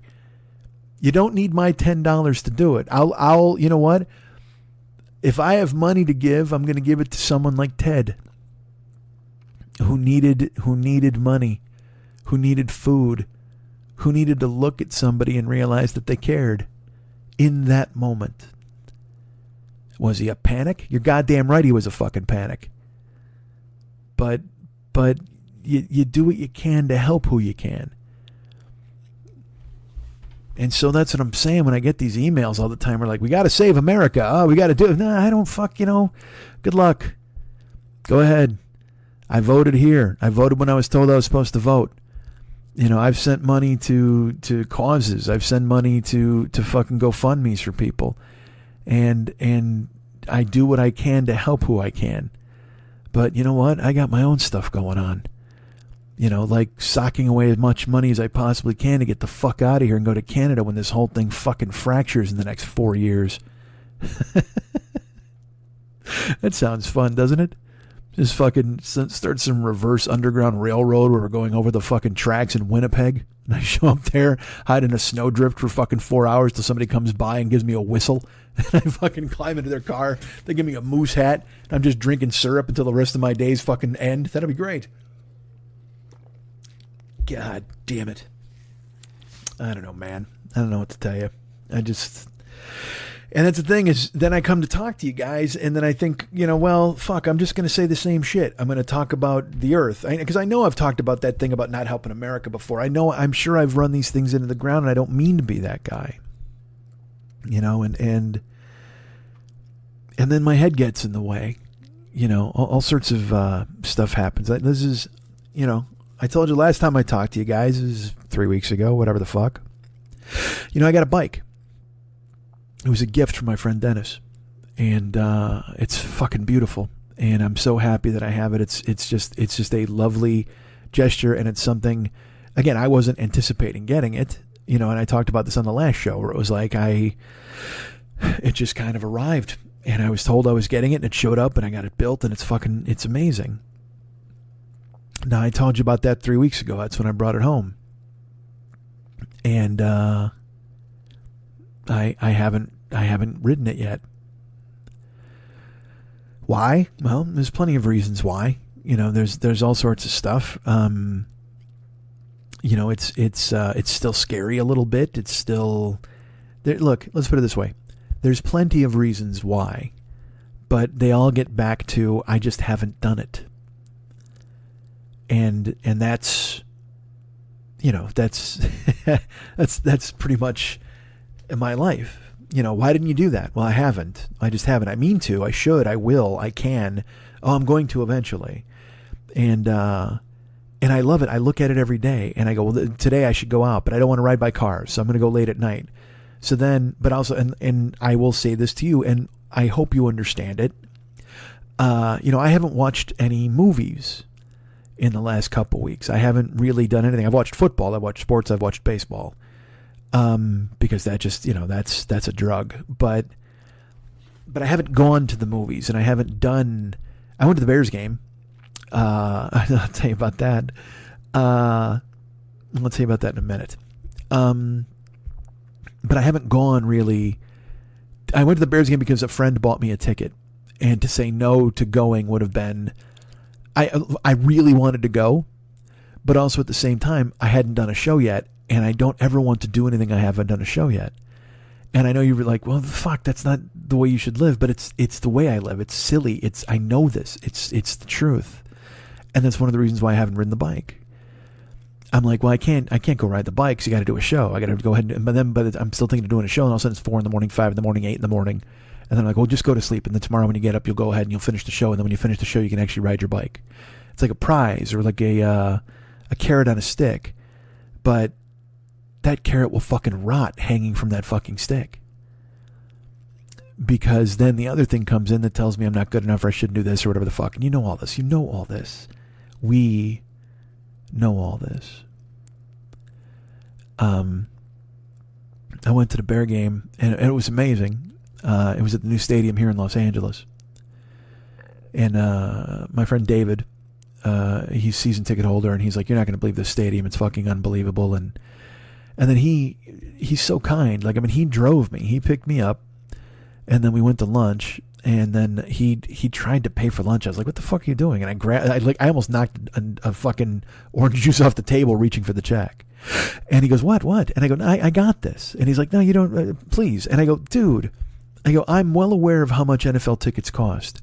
You're doing an unbelievable kindness for me today. Please, I can get lunch. You're not touching your wallet all day.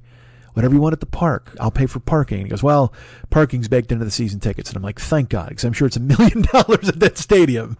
I go, I'm buying lunch and I'm buying whatever the fuck you want to eat at the ballpark. I seriously don't. He's like, all right, cool. And we, I haven't seen him in months, and he's doing real well with his new business, and his girlfriend is, she's having a medical issue, but she's going to be okay, I think. And it was nice to see him, because I make him laugh. And when you're sitting in your apartment, you're not talking to anybody, you're doing anything, and then you see somebody and you make them laugh. And I had to be careful not to monopolize the conversation at lunch. Because I can talk, you know what I mean? I just can, and he enjoys it. That's one of the reasons he and I have gotten along. He thinks I'm entertaining and funny. So when we're talking, I'm me, and man, I love being me. I really love when I get the opportunity to be me, and to see somebody laugh or smile or to make them laugh, whatever the fuck, doesn't matter. So we went to lunch.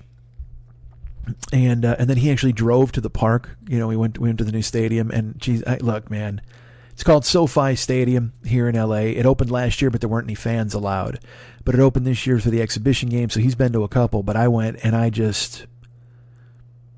was slack-jawed. Like, I mean, I put up a video on Facebook, and I just went, I'm speechless, because I was. I mean, it's the most beautiful stadium I've ever been in. I guess it's 1.5 miles from one end to the other.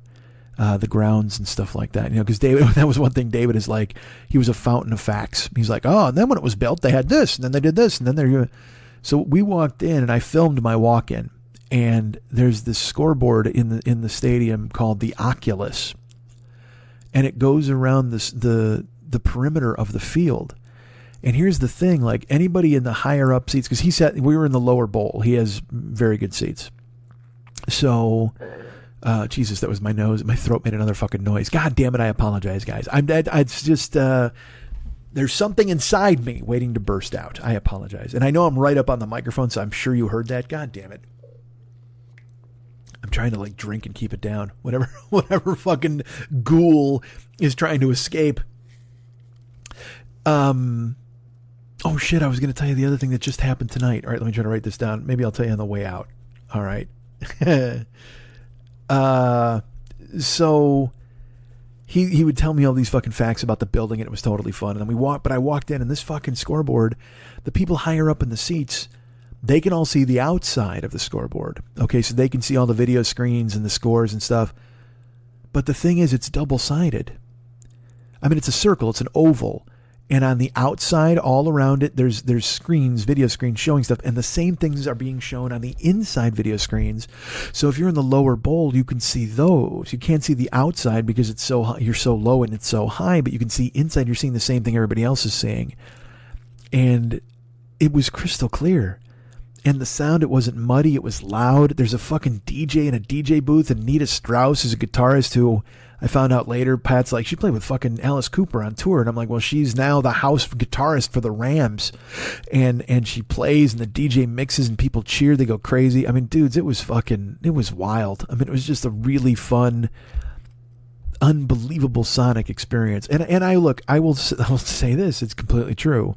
You know, it's in Inglewood. It's down, close to the airport or whatever, and you have to drive through some very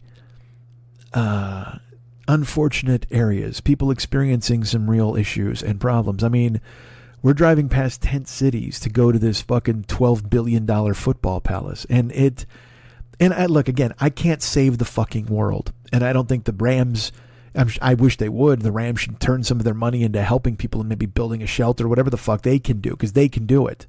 But I don't expect any season ticket holder or people going to be like,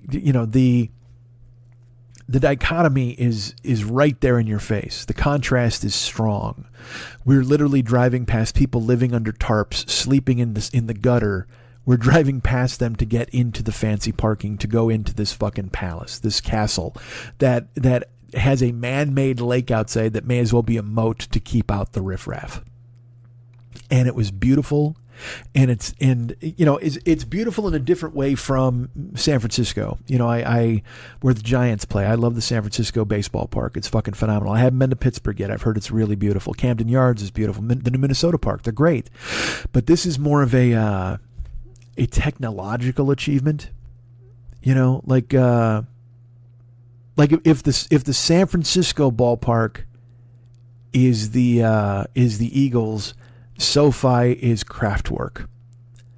It is a technically cold, brilliant fucking display. And I loved it. I mean, it's really beautiful. It is. But at the same time, like I said, that thing where you've got to basically step over humans to get into the park is a little weird. But it didn't matter. We went and we had a great fucking time. And getting back to what I had talked about with here in California, David, he drove, we went in, and you have to wear masks now indoors in California, whether it's a fucking Walgreens or a football stadium. If you have to wear a mask unless you're eating or drinking. Okay, so we walked into the thing, and I filmed it. It was amazing. And I will say this. All right, let's talk about this. I'm approaching the stadium. I didn't have my mask on. I'm holding it. We're walking on the grounds. Oh, and I will say this. I saw a fucking Bears luchador. Oh my God. This dude was in a fucking Chicago Bears luchador mask and a perfectly fucking tailor-fit suit that was orange and blue to match his fucking Bears stuff. It was so gorgeous. It was one of those things where like I wanted to take a picture of him, but also I wanted him to just go in and enjoy the game. I didn't want to be like, hey, weirdo, I needed to prove that I saw you. But it was fucking phenomenal. So I didn't wear my mask. We got to walk. And it was funny from the parking lot to the door because my watch does this thing now where it'll be like, "Hey, are you exercising?" I don't know if that's new because of the pandemic, where it's like, "Hey, you fat fuck, what's going on? Are you? Oh my God, you're off the couch." So my phone will be like, "Do you want to keep track of this?" And I'm like, "Sure." So I'll tap a button and it starts keeping track. And it was about 3/4 of a mile from the car to the stadium, to the entrance to the stadium. But I didn't wear a mask. We're walking around outside, milling around with crowds and stuff. And I know I'll throw my mask on when I get into the stadium. So we get up to the security. And I didn't know if I asked David if they needed my vaccination card. He said, no, we're fine. So I had my mask in my hand. I walked through. They didn't say anything. And we walked into the security, the first wave of security. Then we get into like the kind of just near the concourse where you got to show your ticket and walk in, and we do that. And, nobody says anything about my mask. And then we walk into the stadium itself and we're on the concourse and nobody says anything about my mask. And then we make our way around and we find out where his seats are and we show them the ticket, and the security people don't say anything about my mask, and we go to my seat and nobody says a fucking word about my mask. And, look, I think I'm healthy and fine. Do I want to get COVID? I don't. Do I feel protected because of the vaccine? I do. Do I think it's ridiculous that we now have to wear masks in a restaurant unless we're eating a sandwich and then we can take our masks off?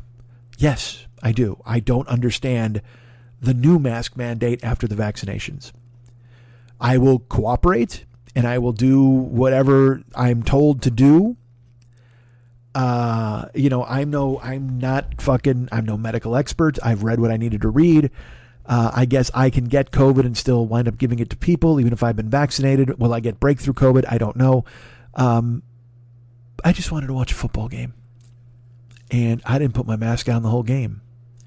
And I sat in my seat. I went up a couple times. I got a bottle of water, a couple of Cokes, came back down. And I will tell you this. There's probably 80,000 people in there.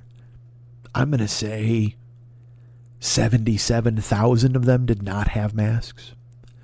I'm watching football games on the weekend. I'm watching SEC games and people aren't wearing masks. And it's because people are over it. We've talked about it a million times. But again, I trust in the vaccination and and look, I'll tell you what, I'm healthy. Even though I'm a monstrously fat guy, I'm also healthy. Here's how I know. You know what I did? I took a test on the internet the other day. There was a test and it was like, hey man, let's test your lung capacity. It was a way to fucking figure out like how good your lungs are at your age. And so you had to hit the button and then you had to hold your breath and you had to make it around. If you made it around 5 times, you had healthy lungs. If you made it around 8 times, then you had athlete's lungs. And look, it's on the internet, so you know it's goddamn official. So I took a big breath. I was just like, sucked it in, and I hit the thing, and I let it go. And I will tell you this: I watched it for the first 3 go-rounds to make sure that I was like a normal person. I'm like, all right, and then I closed my eyes, and I'm like, all right, we'll see where we're at. We'll see where we're at, and I kept it. And I wasn't straining. I wasn't in any position where I was like, It didn't get to that because I told myself what I'm going to do. I'm going to test myself here. I'm not going to push myself in some weird way, but I'm going to test myself. And when I start to feel uncomfortable, the second I think that, because if it's for money, I'm going to push it. But if it's not for money, I'm sitting at my goddamn desk. So I'm like, all right, well, we'll see what happens. And I'm holding my breath and I'm going. And then I started to feel my lungs start to kind of get sore. You know how you feel it first in your chest and then your lungs. And then I started to feel it in the back of my throat. And then I just fucking breathed. I was like, and I hit click. And I made it 7.5 times around. So I'm fine. God damn it. I can go unmasked anywhere the fuck I want. The internet says so. So I look, I don't know. I like I said, so I'll wear my mask everywhere and anywhere, whatever I'm supposed to. Did I not wear it at the game? Yes. And then I called like 2 days later, I was talking to Lily. You remember Lily, our great friend Lily? And she was telling me a story about a club that, had a show, and the person who booked the show was trying to make sure people were wearing masks. And then the club told her she couldn't, and that customers could do what they wanted, whatever. It's just, that's what I mean. It's just fucking nuts here. It's just nuts. It's like, yeah, I got a mask. No, I don't have a mask. Yes, you need a mask. No, you shouldn't have a mask. It's the same shit. It's the same shit everywhere, except for Florida and Texas, where they're like, we don't wear any masks. Death. Whatever the fuck. So she tells me this story. It was a long story, and we were on the phone. And I said, well, look, I'm gonna tell you a story that makes you even more angry. And I just told her the story I told you about how I went to the game and nobody checked me at all. Nobody said a word to me. And I went and I sat in the game and nobody said a goddamn word the whole game. And she just goes, well, let me ask you something. And I go, what? And she goes, do you think that I'm ever going to get into a car with you again? I said, what do you mean? She goes, I'm immunocompromised. Like I could get sick instantly. Like, do you think that I would ever now get into a car and go to lunch with you or any of those? Like, do you think I would do that and risk my life? I said, I'm not sick. She goes, you don't know that? I go, I do. I go, this was a week ago and I'm fine. Like nothing's happened. She goes, well, have you been tested? Do you know if you've been tested? I said, no. I said, I haven't. I go, I wear a mask everywhere. She goes, you didn't wear it at the football stadium with 80,000 people. I go, yeah, I know. But every other place we go, your restaurant, anywhere we got to go in. And she goes, yeah, but it doesn't matter. There are not 80,000 people at the restaurant. The one place you should have worn it, you didn't. So do you think that I would get in your car with you now? And I was fucking pissed. But she's not wrong. Like I understand it. Like so I was mad at myself for telling her is what I was really mad about. I was like, I should have kept this quiet. But I just went, okay. She goes, really? She goes, I'm not trying to start a fight or be mad or whatever. She goes, but I'm just telling you that, you know, if you were going to pick me up. And I go, yeah, but I wear a mask with you. You wear a mask with me. She goes, yeah, it does matter. She goes, you've put yourself at such risk. I don't know what's ever going to happen now. And because we were talking about getting together, and I just dropped it. I was like, okay, because I was frustrated because I had no good answer. She's right. You know, the one place where I should have worn it, I didn't. But also I've been vaccinated and I trust that I'm going to be okay. She's like, yeah, but you're claiming you know more science than the doctors. I go, no, I'm not claiming that. I said, I'm trusting that the vaccine they invented works and it's going to be fine. She goes, yeah, but they're telling you to wear a mask now for variants. I go, I understand that. She goes, well, so obviously you think you know the science better than they do. And I'm like, I don't think that. And I have, but you know, I do get it. It's been, 18 months, and in a fit of peak, in 18 months, I did what I wanted. I did. I absolutely did what I wanted. Because you know what? I have to be honest. If I go to a restaurant and they tell me, oh, you can take it off if you drink, you're drinking and eating, it all just none of it makes any sense to me. None of it. I will cooperate and do what I'm told and try to do what I can to keep as many people safe. But then I say that, but then I went to a football game and I didn't wear it with 80,000 people. So am I a liar? Am I as sick of it as everybody else? Am I Texas and Florida? I don't know. I don't think so. I prefer to think that I'm not, but I can actually see what she's saying. And then it made me mad at me. I was mad at me. Then I was like, well, wait a minute. Am I just a dick? Like, but I've been on planes and shit and I've worn my mask, but I don't know, man. I don't know. So now I'm mad at myself, because did I go against it? Did I do the thing that I wasn't supposed to do? Am I just as bad as these fucking meatheads? I don't know.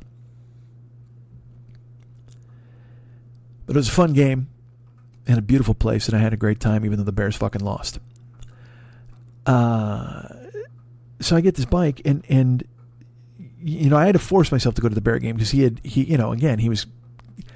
I didn't have to force myself. Fuck that. I'm going to the game. But I was mad at myself the whole time because I hadn't done a podcast. You know what I mean? Like, I'm like, you can't do anything. I haven't done a podcast. You can't go here. You can't watch a movie. Why would you watch a movie? You didn't do your work.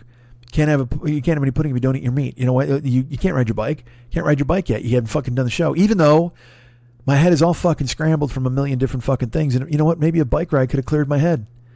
Maybe I would have gone out and gone on a bike ride and that would have been cool and I could have told you guys about that. But I just was like, nah, you're okay. You're not going to go. It's fine. You got to do a show. You got to do a show before you even think about doing a fucking bike ride. It's, it's funny. I picked up the bike from the shop. Did I tell you guys that I picked it up and that the dudes had like no charisma when I tried to pick it up? They played a fucking trick on me. Anyway, that's another thing of not doing a show for fucking ever. Now I forget what I've told you when I haven't told you.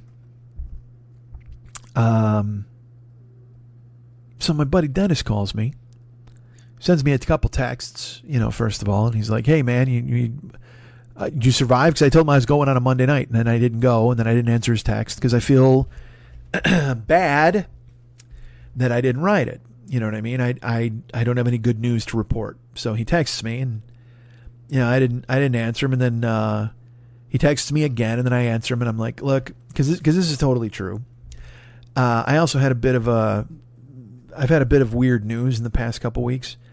I'll tell you later. There's no point in going into it now.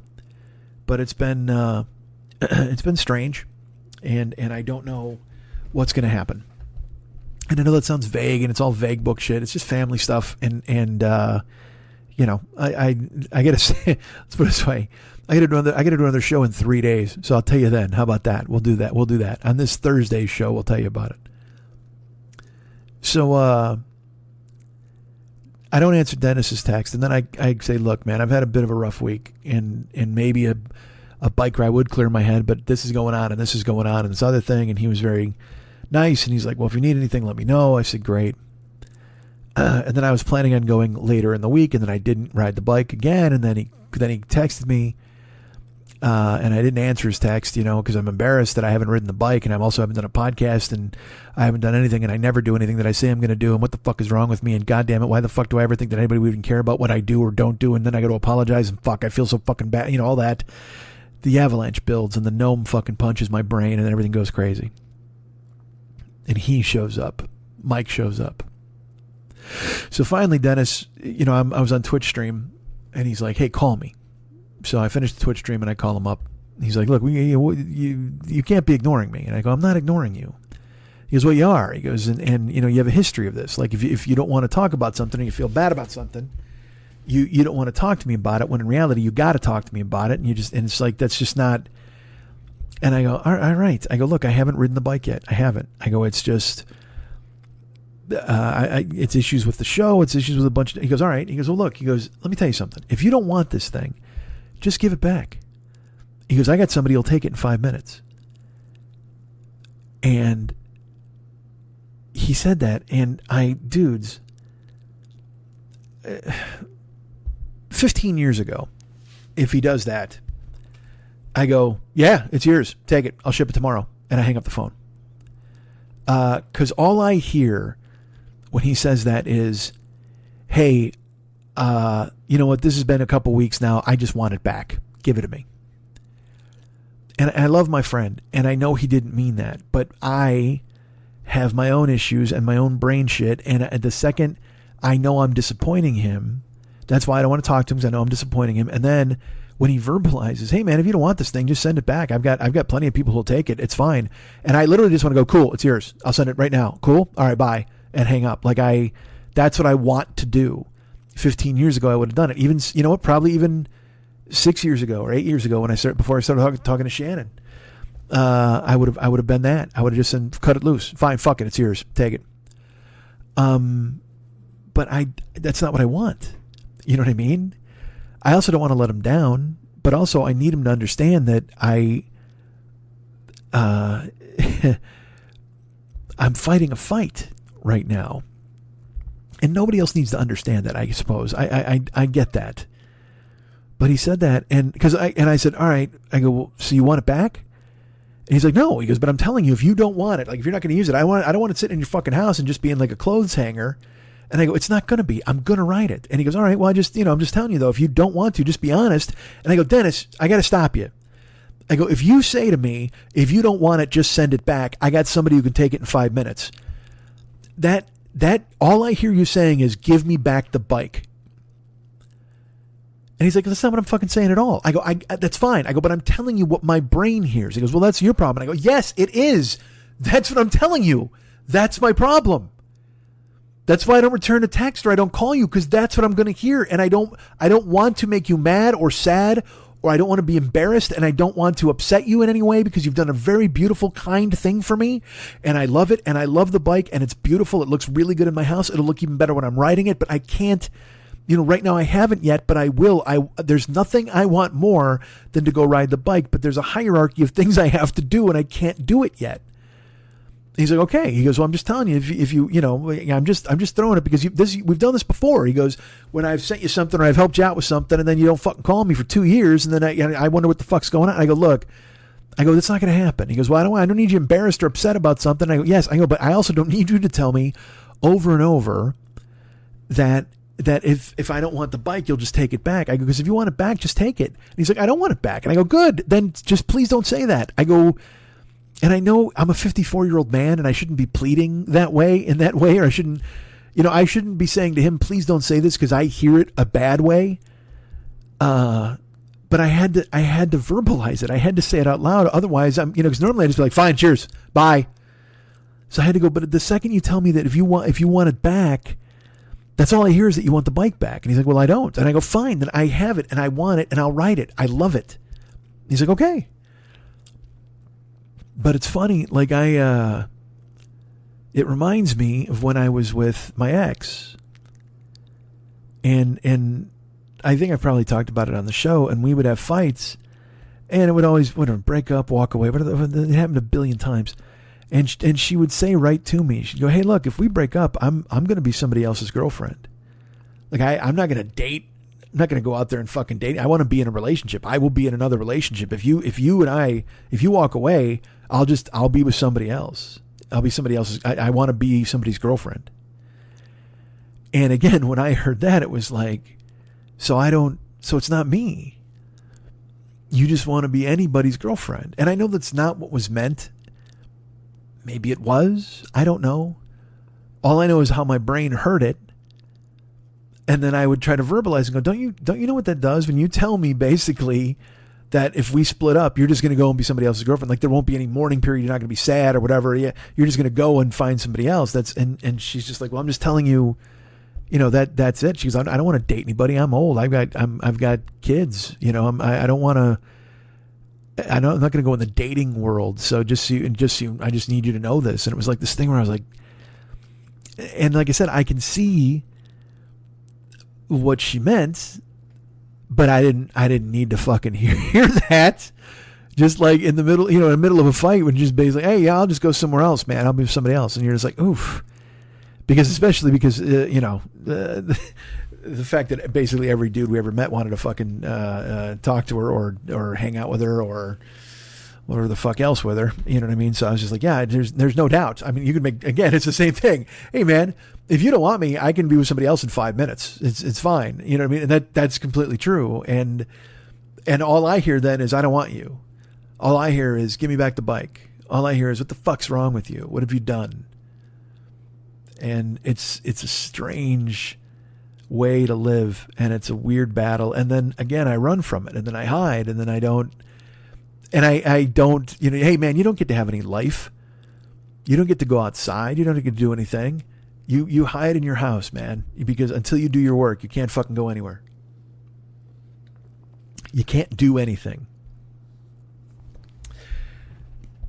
And so here we are. Where again, I come to the point where I'm supposed to say the words that assure you or reassure you that it's all going to be different this time. You guys are the unbelievably tolerant girlfriend.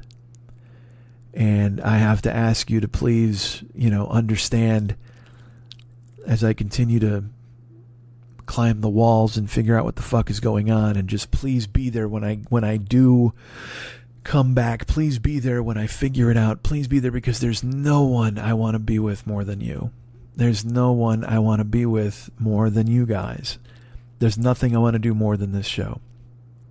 I texted to a friend the other day. They were talking about the pandemic and this, that, and I said, look, man, I got to be honest, man, the pandemic has it's sapped me. Like I've always been, we've talked about this. I've always been, hey, we'll put that off. Hey, we'll do that another time. Hey, but this basically gave me permission to not do the things I needed to do. I always give myself permission, but now I had the government's permission. All right, here we go. Yeah, sounds good to me, baby. And I wind up hurting myself and hurting you guys. Well, I'm not hurting you guys. Fuck, that's the thing. There's a million other shows out there. Here's what I'll say to you guys, because talk is cheap. We've talked about it a million times. If you're hearing this, if you've made it this deep in, thank you. It means you came back. It means you gave me another chance after the myriad times that I have gone ahead and left you high and fucking dry. I don't like doing it. I'm fighting as much as I can. I don't know what the name of it is. You know what I mean? Depression, anxiety, a mix. I don't fucking know. I don't know. I know it's funny in my brain. I'm like, maybe if I saw Shannon again, like that would help. Cause I haven't seen Shannon since the pandemic started. And so maybe she would help me make sense of stuff, but she's probably graduated to a better class of psycho anyway. She's like, nah, man, I'm talking to rich guys who got real problems, not you. Can't fucking get out of your own way, you idiot. Quit stepping on your dick. That's my advice to you. Click. Thank you for being here to hear these words, because it means that you've listened and you've made it this far into the show. Thank you for even downloading this show and not just fucking deleting me from your iTunes or wherever the fuck you get the show. And I it's the part, again, it's the dance where I'm supposed to go, hey man, I'm real sorry and it's going to be better and I'm going to do this and, it won't happen, blah, blah, blah. And I mean those things. When I say them in the past, I've meant them. And then he shows up. And then the shadow comes and whatever the fuck else. However you want to talk about it. When it's cold and it's dark. It's... I just need to start caring about me enough to care about you. And I will. I promise. And again, like I said, this sounds like a fucking dude trying to get his girlfriend not to leave, or a guy he's made how many mistakes. I get it. I understand it, man. And I don't mean to sound like some fucking whinging idiot who's on his knees and begging you not to go anywhere. Hey, man, you're going to do whatever you're going to do. I love you guys for sticking around as long as you have. Anybody who's listening to this right now, thank you for giving me whatever number of chances we're on now. I don't know. I've said in the past, well, I'm doing my best, or I'm fighting through, or I'm fighting through, but I'm not doing my best, because if I was doing my best, the show would come out on time. And I have plans now to do my best. It's Tuesday. You're hearing this show. The show comes out on Tuesday. And I will say this too, in my brain, when it gets to be Monday, I go, well, fuck, I can't put on a show yet, because you want to realign with Thursday. And if you want to go ahead and double up, like you want to put on a show on Thursday, if you put on a show on Monday and then you're putting on a show on Thursday, well, then this Monday show will get caught up in the wash and nobody will hear it. And then you're giving them too much fucking, and it's just, dudes, I don't even know what kind of game of fucking Jenga I have in my head. And I keep pulling the wrong fucking log and everything keeps falling down, and then I build it back up again. Or kerplunk, it's just a head full of marbles. We're pulling out fucking tiny sticks. I don't know, man. But I will always find a way to bamboozle myself. And I will do my best to not do that. So here it is, Tuesday show. And like I said, I thought to myself, well, you shouldn't do it, because again, you're going to put out a show. You just put out a show on Thursday, reboot for Thursday. Well, fuck it. I'll put out a show Thursday. Will it be a long show? I don't know. But again, it's that thing again where once I finish this show, I say to myself, well, you know what? Look, you can do it. You can do it. Now, I think it's good. I will tell you this. Like, I put out the last show. This is totally true. The last show I put out, because I've been kind of trepidatious about putting out shows, and I'm like, nah, am I good? Am I not good? Whatever the fuck. So I put out the last show, and a listener, a great guy who's been around since fucking Never Not Funny. I put out the show, and the next morning, it's the first note I get about the show is the one with the Jesuit. And I get a note and it just says, man, you were a real dick to Fearful. That was it. That was the first feedback I got on a 2-hour comedy show that I put out. And I was just like, and it knocked me into a spiral. I know it shouldn't do that.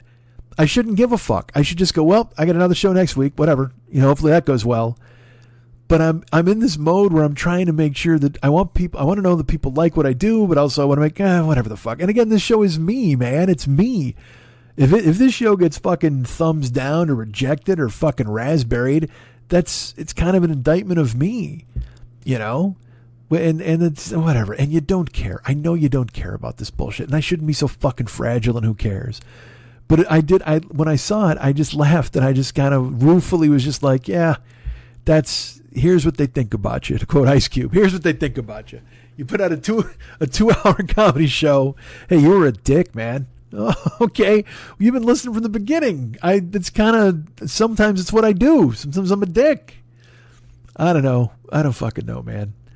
But you know what? He wasn't wrong, because then I talked to another guy who's listened forever, and I told him that story, and he goes, well, you were a dick. And I'm like, great. I then, all right. So should I just be nice on the air now and not be sardonic or whatever the fuck? You know what I mean? Then it makes me go, what have I done differently the past 13 years that particular show? I don't fuck. What do I know? I don't fucking know. Who knows? Why am I even telling you this shit? You don't fucking care. All right. You care. Everybody cares, but nobody cares about this navel gazing horse shit. God damn it. The point is, thank you. The point is, there will be a show Thursday. Will it be as long as this one? However long this one is, I don't know. I'll turn on the microphone and talk. You know, because that was another thing. Like I told you, that was an obstacle here where I was like, Jesus Christ, you better do a 4-hour fucking show. You better fucking let them know that you haven't been wasting your time for 3 fucking weeks. You better fucking kitchen sink the shit out of these people. And it's like, well, that's not what it's about, man. Do the best you can. Just do your best. And I haven't been doing my best. I haven't. And, you know, we'll see. I am planning on doing my best from now on going forward, and I can only hope that, seeing as you gave this show a chance, you'll give the ones in the future a chance too. And we'll all get there together, won't we? And eventually I'll be doing stuff on stage, and I'll get to meet you guys, and let's have a pipe dream, shall we? Let's just all get together. Come on, people, now get together. Smile on your brother. Try to love one another. Thank you. And look, man, as a performer, you should never have to apologize for your performance. But as a performer, I will apologize to you for not performing, and for making you wait, and for not being true to my word, and for not doing the one thing I'm best at, and the one thing that has brought all of you into my lives. And I will fucking do everything I can going forward to maintain a normal schedule and give you guys everything that you want going forward. And I can only hope you stay with me so I can prove that and make it happen. You guys can get me at Mike at MikeSchmidtComedy.com. You guys can be my friend at Facebook.com/the40yearoldboy. You can follow me at Twitter.com/the40yearoldboy. Where else am I? Well, I'm at Instagram, Snapchat, and TikTok. What? Yes, I am. I'm at all of those places. I'm at Mike40YOB at Instagram, Snapchat, and TikTok. That's another thing. Like I'm like, well, you know what? Maybe I could put some stuff on Instagram. And I'm like, well, no, you haven't done a podcast yet. People are like, what the fuck are you fucking on Instagram for? I've told you this before. I know I've told you this, but it's the thing that dominates my head 23 hours a day. The other hour a day is porn.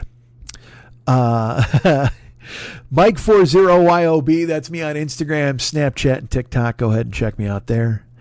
Thanks to everybody who helps out. Casey, who puts stuff up on YouTube for me. I do appreciate it very much. Our great friend David, whom you know, you understand, is the king of kings. Well, that's actually our friend Manny Mo. Mex is just fucking Mex. You can be his friend at Facebook.com/DavidMexHernandez. Why don't you do that? That'd be cool. Facebook.com/DavidMexHernandez. And when you're there, you can look around at all of his artwork and stuff like that. The guy's got all sorts of badass stuff. He's got his closed group, too. This is Dumb, That's Dumb, You're Dumb, I'm Dumb. Go ahead and check it out. The guy can do artwork, too. If you want to hire him, you can get him at Facebook.com/DavidMexHernandez. Go ahead and find him. And if you'll go there, he's right now putting out his H2O Beauties. Those are for sale, I believe. He's doing... the guy's just fucking prolific as hell. It's ridiculous. He just pumps out artwork all the time.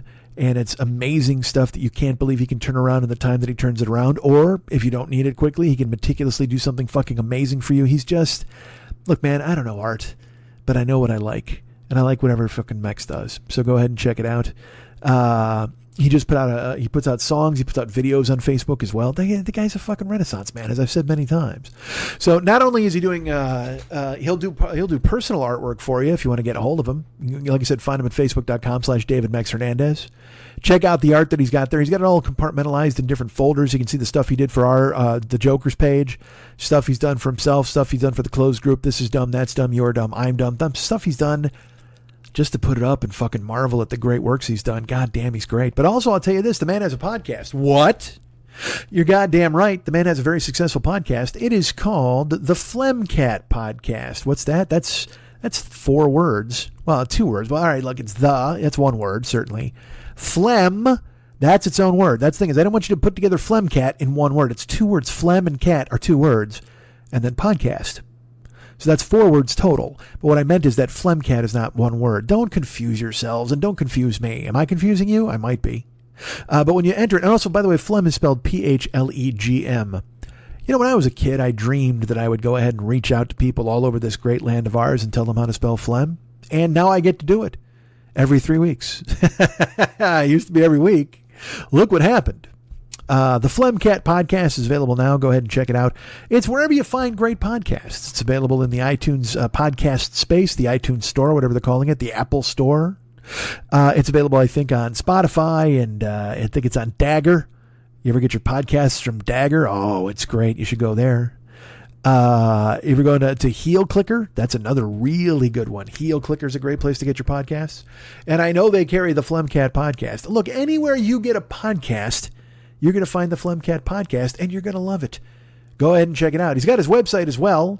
His website's being renovated right now. So I'm trying to figure out how, because, I usually would do this thing where I would give his website address, and that would get us into the plugs. So instead, I will do this. I will say, you know what? He's got a Flemcat podcast available wherever you go ahead and get your finer podcasts. And if you're looking to spell it, it is the Flemcat Podcast. And that's 2 words. P-Elch. Is Elch a word? Elch a letter? Where's that? Is that Portuguese? Ah, yes. You know the elusive Elch. I think that's a bird species. Look, there's a finch and an Elch. They're right now in the oak tree. With Morris Day, Oak Tree. Oh, Morris Day is a fucking genius. All right, so his website is called artbydmh.com, but it's under construction, so we can't just give that. And I had a solution, but again, it's been so long since I did a goddamn show. What could it be? Well, we could just do this. He's got the Flemcat Podcast. You can get that. The Flemcat Podcast, PHLEGMCATPODCAST. That's the Flemcat Flemcat Felch Melch. What the fuck, man? Go get his podcast. It's fucking awesome, and he doesn't stumble over his fucking words. Check out Audible and listen to Andrew McCarthy tell stories about his days as a member of the legendary 80s Brat Pack and star of movies like Pretty in Pink, Less Than Zero, and St. Elmo's Fire. It's a riveting and personal look behind the scenes and just one of the many incredible new releases, bestsellers, podcasts, originals, and more you can hear on Audible. Start a free 30-day trial today at audible.com. Oh, hey guys, I'm Hallie Kiefer. And I'm Allison Livey. And we have a podcast called Ruined, where every week we crack open a new and different horror movie to feast on the goo inside. Oh, I hate that. And I hate all horror movies. But even though I'll never watch any of them, I always want to know all of the twists and turns. And there's nothing I like more than watching horror movies and then telling Allison about them in gory, disgusting detail. Ugh, no thank you. But also, yes, because this is the perfect podcast for scaredy cats like me. And blood lovers like me. So join us for Ruined and subscribe wherever you get your podcasts. You're listening to The 40-Year-Old Boy and later, The Jerk-Off Journals. 2 guys who celebrate Palm Sunday every day. Dude, I'm kind of creeped out about this, but you ever accidentally go off in your own mouth? What are you talking about? Last week I was on the cot, the fold-up cot. Yeah. And right when I was about to go off, the cot folded up on me at the last second, and I got something right in my mouth. Jesus. You ever get it in your mouth? Not accidentally. It's all in the wrist. The Jerk-Off Journals on the Mike Schmidt Podcasting Network. I should probably label these microphones. Hi, I'm Alex Schiefer. And I'm Christine Schiefer. And we're siblings who host the comedy podcast Beach Too Sandy, Water Too Wet. On our show, we do dramatic readings of 1-star reviews written by real people with not-so-real problems. Whether it's a bar's no throw-up policy, a nude beach with too much nudity, or a school psychologist's fashion sense, reviewers complain about it all. Each week, we cover a new topic, such as strip clubs in Vegas, ghost tours in New Orleans, or DMVs in Phoenix. We nobly delve into the cesspools of Yelp, TripAdvisor, and other review sites to find you the best of the worst. Check out Beach Too Sandy, Water Too Wet on Spotify, Apple Podcasts, or wherever you get your podcasts. It dawns on me as I think about this. I may have hugged more homeless people in the last year than I have regular people. And always at a 7-Eleven like that. And because this dude, Ted, is at a completely different 7-Eleven. He's at a 7-Eleven up the street, and the other guy who offered to have sex with me, that was at a different 7-Eleven, a little closer to my house. I think I got to stop going to 7-Elevens, probably, right? I mean, there was a guy with shit hanging out of his ass once at a place, and I don't even know. I gotta, you know what? I just need to be a big box store guy. I gotta quit with this convenience nonsense and just go ahead and start with the regular grocery store, because I have no truck with the convenience store, because terrible things will happen to me whenever I arrive there. All right. Here's the deal. We have sponsors, as you know. The main sponsor, well, look, I'm part of a yawning activity. Hold on. I don't mean to yawn in your face. But look, we have a sponsor. It's our great friend Fearful Jesuit, who continues to reach out to me, who thinks I'm swinging from a noose at this point because I don't answer any of his texts because what am I going to say? Yeah, just here punching myself in the face, trying to figure out what I can do. Not really punching myself in the face. I've done that before. It's so terrible. I have to say it that way. Look, I've done that before. Certainly I've punched myself in the face before, but I'm over that now, guys. I don't punch myself in the face anymore. It doesn't make any sense. I don't punch anybody in the face anymore. I'm an old man. I'm the lion in winter. Just a couple of bad hips sitting in the dark, in the quiet, thinking about all of the opportunities squandered. Oh, that's a great trip down memory lane every goddamn evening. Hi. But our great friend, Fearful Jesuit, he's got the whole universe spread out in front of him. He's got all of the opportunity that I've passed up just lying out in front of him like a yellow brick road. He needs to grab Dana Unicorn and her little dog too, and I guess he can be, he's a Tin Man, I guess, and then we'll get a Scarecrow. He can be a lion. Grab all those guys and just fucking roll down to be fucking awesome. Man, I fried my voice with this show because I haven't done a show, obviously, in 3 weeks. So if you talk nonstop for a couple hours, and you're not used to it, look what happens. And I just think I sound, I don't think I sound great. How do you think I sound? Reaching out like an idiot. How do you guys think I sound? Moron. Fearful Jesuit is the host of the Paranoid Strain podcast. You can find it now wherever your finer podcasts are located. The Apple Store. Well, not the Apple Store physical, but I mean the Apple online podcast space, the iTunes Store, whatever they're calling it these days. I think he's on Spotify. I think he's at Medieval Times. This is completely true. Whenever they have a duel at Medieval Times, they play his podcast. His dulcet tones, Danny Unicorn speaking in French. You know what? You're just not having a great day unless you're tearing apart a quail barehanded while you watch a couple of fake knights run into one another as Jesuit tells you about what's going on with the Rosicrucians. Oh, and there's plenty going on with the Rosicrucians, unfortunately. I will tell you this, I am so far behind in my own show that I'm plugging a previous show. Right now, if you go right now to the iTunes Store, you will find Paranoid Strain Secret Society's Part 13 waiting for you. But I'm going to tell you about Part 12, because, again, that's how long it's been since I did a show. Paranoid Strain Secret Society's Part 12 has come and gone. Ladies and gentlemen, it's available there for you. If you haven't listened to it yet, go ahead and download it now. Subscribe to the show. Look, subscribe and you'll get all of these episodes. You wouldn't even need me to tell you about them. But I will still, because I love to. And please remember, by the way, Paranoid Strain Secret Society's Part 12 is just one part of a whole, of a crazy quilt of shows. That's why Part 13 is up now. It's merely one noodle in a plate of Secret Society spaghetti. So imbibe yourself with beverages and ingest that noodle. And just know that there's always more noodles coming. It's a big plate of scrambly noodles just waiting for you to partake in it. I smacked my lips there. That sounded gross. All right. You're going to learn all sorts of cool things. You're going to hear about the Christian Rosenkreutz. That's going to be in this episode. Paranoid Strain Secret Society's Part 12. You'll hear about a mystical, friendly temperament. You'll hear about a dance that's Masonic with a Rosicrucian twist. Well, they cast a new dance and it goes like this. A dance that's Masonic with a Rosicrucian twist is what it's because, all right, it said Masonic with a Rosicrucian twist and it sounded like Monster Mash to me. It's like, whatever happened to my Rosicrucian twist? They did the twist, ding ding. The Rosicrucian twist, they did the twist. You know what? I've talked about Dana before and her French tongue. Dude, you know what? Here's how multi-talented Dana is. Dana busts out the German in this episode. And look, I think we all know the German language is not, it's not attractive. It sounds like you tied somebody to the back of a car and then you started asking them questions about what they did in high school. They're trying to answer you as best they can, but they're doing a lot of, and then they're doing a lot of that because they're hitting speed bumps and things. But Dana, somehow, the German floating out of her mouth is just, it just works. It works, man. She can talk about a Schickelgruber all goddamn day long, and I'm in. I'm on board with it, damn it. You'll hear about Rosicrucian fever. You'll hear about the dude who died at 106 in the 1400s. You'll hear about Fama and Confessio, which is not a pasta, but you will hear about it.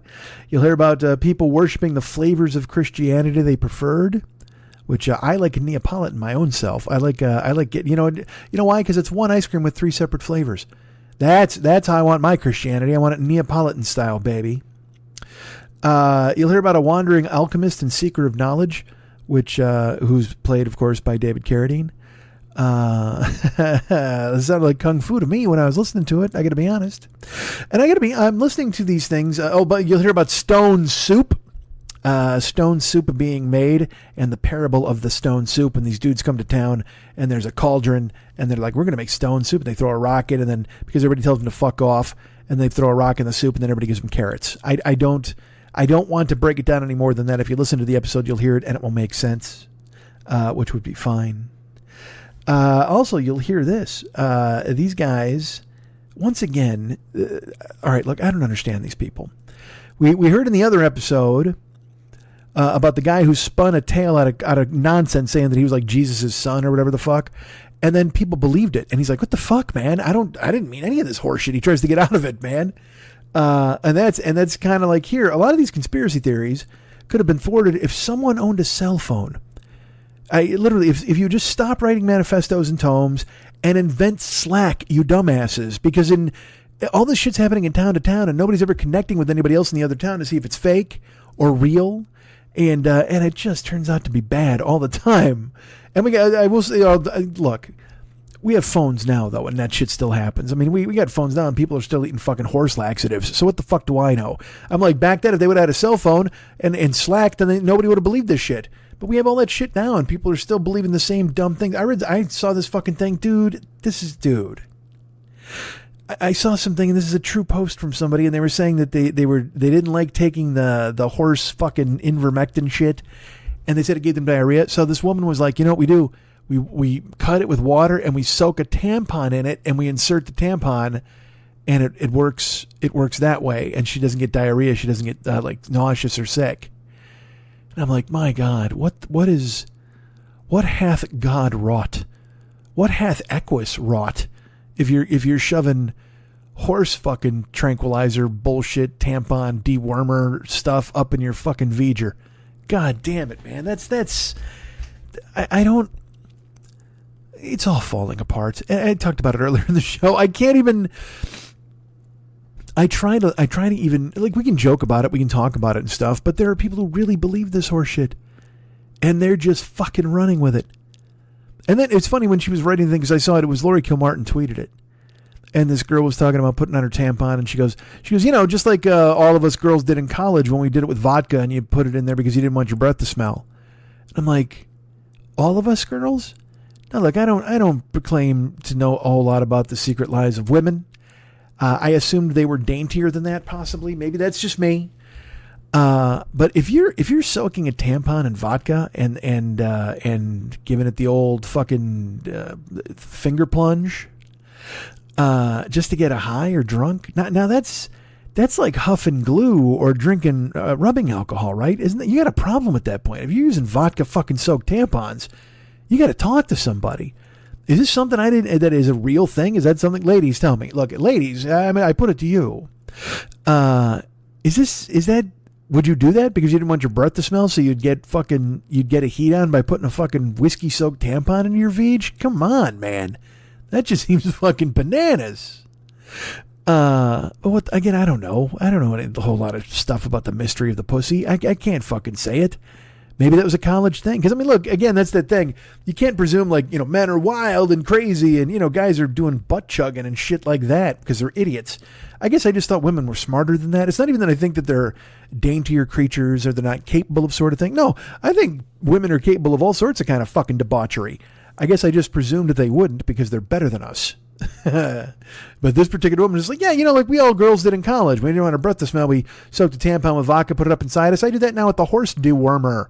to make sure that I don't get a disease or diarrhea. I'm like, you're typing this in a public forum with your name attached to it. What the fuck is wrong with you? That's like 9 things wrong with that. Go to therapy. Jesus, fuck. Ugh. So when I say that in the old days, that if somebody had a cell phone, none of these conspiracies would happen, I got to say it's bullshit. Because, we're doing the same shit now. Everybody's got phones and all sorts of stuff here. Jesus Christ.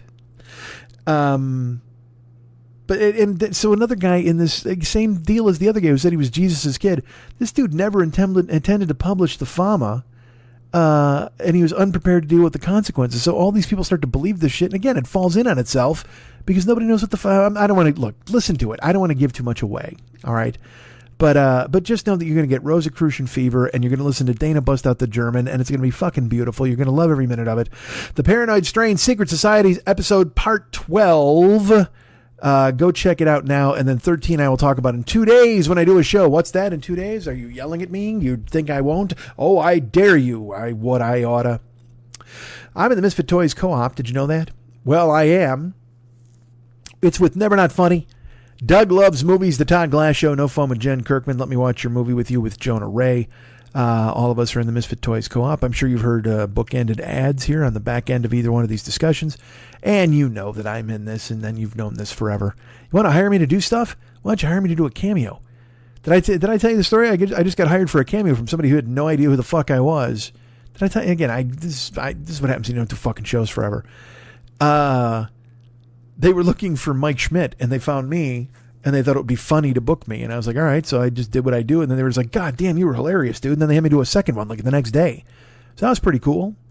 So if you want me to do that, you want to hire me to do a cameo, why wouldn't you do that? Go to bookcameo.com or just get the Cameo app on your phone and look me up, and there I am staring at you, judging you, and I'll roast you, but I'll do it in a nice way so you don't write me a note and tell me what a dick I was. But yeah, man, I'm on Cameo. Go ahead and hire me to do that. I don't know. It's so ridiculous. I haven't been here, so I'm not. But I'm like, hey, why don't you give me some money? Like this, patreon.com/Mike40YOB, patreon.com/Mike40YOB. I'm there waiting for you. Why don't you go become a Patreon member, if you would? That'd be great. I'd appreciate it very much. Thank you to anybody and everybody who signed up. You're the best for thinking of me. I do appreciate it. And as I've always threatened, will I be putting videos up? Will I do stuff? I'd really love to.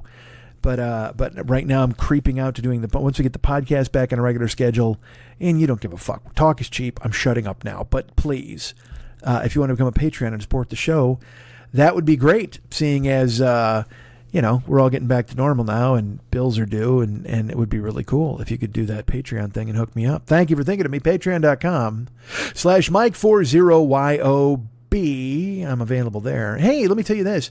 How you're a fan of me talking occasionally. Well, I'm on the latest Rock Solid podcast with my good friend Pat Francis as we talk about Use Your Illusions 1 and 2. Guns N' Roses double release album and their 30th year anniversary. It's a fun show. It's interesting and cool, and I enjoy talking about the albums, and I always enjoy talking to my buddy Pat. And also, by the way, it might not be the last episode, but you'll just go where Rock Solid Podcast is and look for Use Your Illusion 1 and 2. It's either the latest episode or one has just come out after. I don't know. I don't follow these things. But it's worth finding it, it's worth downloading it, and it's worth listening to, because Pat does a fantastic job, and I hitchhike along and gravy train on his fucking momentum, and we do a good job. So go listen to the show. Rock Solid Podcast with our great friend Pat Francis. Go ahead and download it now. Available where your finer podcasts are found. I have channels. What's that? You're damn right. I got a couple of channels, as a matter of fact. I got a YouTube channel, youtube.com/the40year-old-boy. Right now, it's mainly older shows. So if you're ever missing me, if something happens again where I wind up sleeping in a ditch with a cocaine flame in my bloodstream and a fame, did I say flame? Flame? Cocaine flame in my bloodstream. Been 3 hours since I hit Spokane. Bought myself a hard pack of cigarettes in the warm summer rain. I don't know. I'm trying to pull it from memory, and I'm not doing a good job. Man needs something he can hold on to. 9-pound hammer or a woman like you.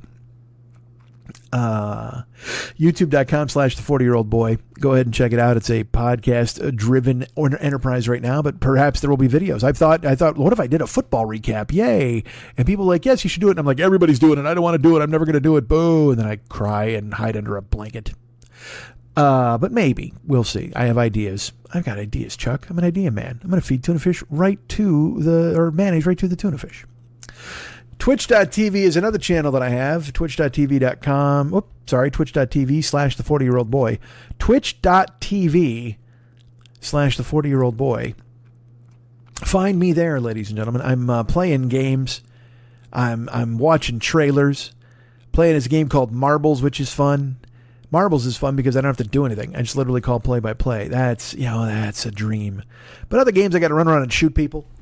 I was playing an Aliens game. I got to be honest, man. I'm a little burnt on because none of the games are as good as the great games I played. But that's okay. Marbles is fun, and I like seeing people. So if you want to come visit me at twitch.tv/the40year-old boy, you can follow or subscribe. You'll always know when I'm on there. I'm usually on right around 4 o'clock in the afternoon Pacific time, Monday through Friday. Usually I'm there, and you can come check it out and do the hang and do the mash, the Rosicrucian mash, the mash.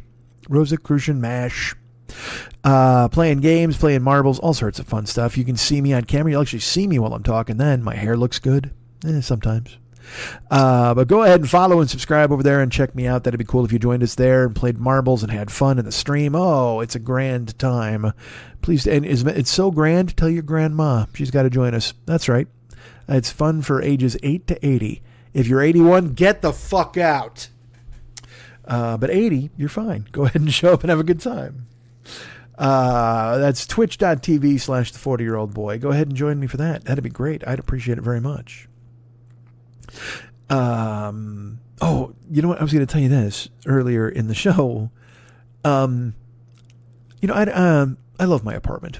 All right. I just do. I do. I love where I live. I don't know. The manager's kind of whatever. And I know I'm being. Well, I'm not. Fuck that bullshit. I'll tell you. All right. Look, here's the thing. Dudes, you know me. You know, there's not a lot of things I'm. This is the one thing I said once, and Pardo was like, "That's the craziest thing you ever said." I said, "I'm an easygoing guy," and Pardo was like, "What the fuck?" So I'm not really. We know this. All right. Although I'm inert these days, so I would call that easygoing in that I don't want to do a fucking thing. But I was in my house, I don't know, it was a couple weeks ago, and dudes, you know me. What do I not tolerate? What do I not fucking tolerate ever in a billion years? Dude, I saw a bug in my house. Now here's the thing, I didn't know what kind of bug it was because it happened so quick. But it was in a place where bugs are not supposed to be, and if bugs are in a place where they're not supposed to be, that usually means it's the craftiest of all bugs, the cockroach. And dudes, you know this. Look, I've been in this building now for almost 24 years. In like a week, it'll be 24 years. And we saw them here the first year I moved in. Like my neighbor had them. I told you the story. We unwrapped a fish and there was like roaches on the fish or whatever the fuck. And they evicted them and they sprayed the building and stuff. And I've never seen anything since. It's just, they care. The owners of the building care. And they have the spray dudes, everything, all that stuff. So I was in my kitchen and I opened the silverware drawer. Again, nothing's supposed to be in the silverware drawer. Nobody lives in there. You know who lives in there? Forks. Fucking steak knives. My chopsticks. My corkscrews. That's who lives in there. Nothing that runs lives in my fucking silverware drawer. So I opened the drawer and I didn't have the light on. This is the issue. I didn't have my light on in the kitchen. All I saw was movement. And all my silverware is in one of those fucking white, you know how it separates forks and all the fucking, it's literally like it's the back of the bus Rosa Parks silverware separator where nobody touches anybody else and nobody gets to ride in the front. So everybody's in their own little compartment. But outside of that, inside the drawer, I saw this thing move. I saw it, and it booked, okay? Like, as I opened it, I just yanked the drawer open, and it fucking took off. And I was like, no fucking way. So I didn't have Like I wanted to catch it because I wanted to see what the fuck it was, because I don't know. I got no idea. But if you're in the silverware drawer, odds are really bad. Odds are you're the bad bug. There's no good bugs anyway.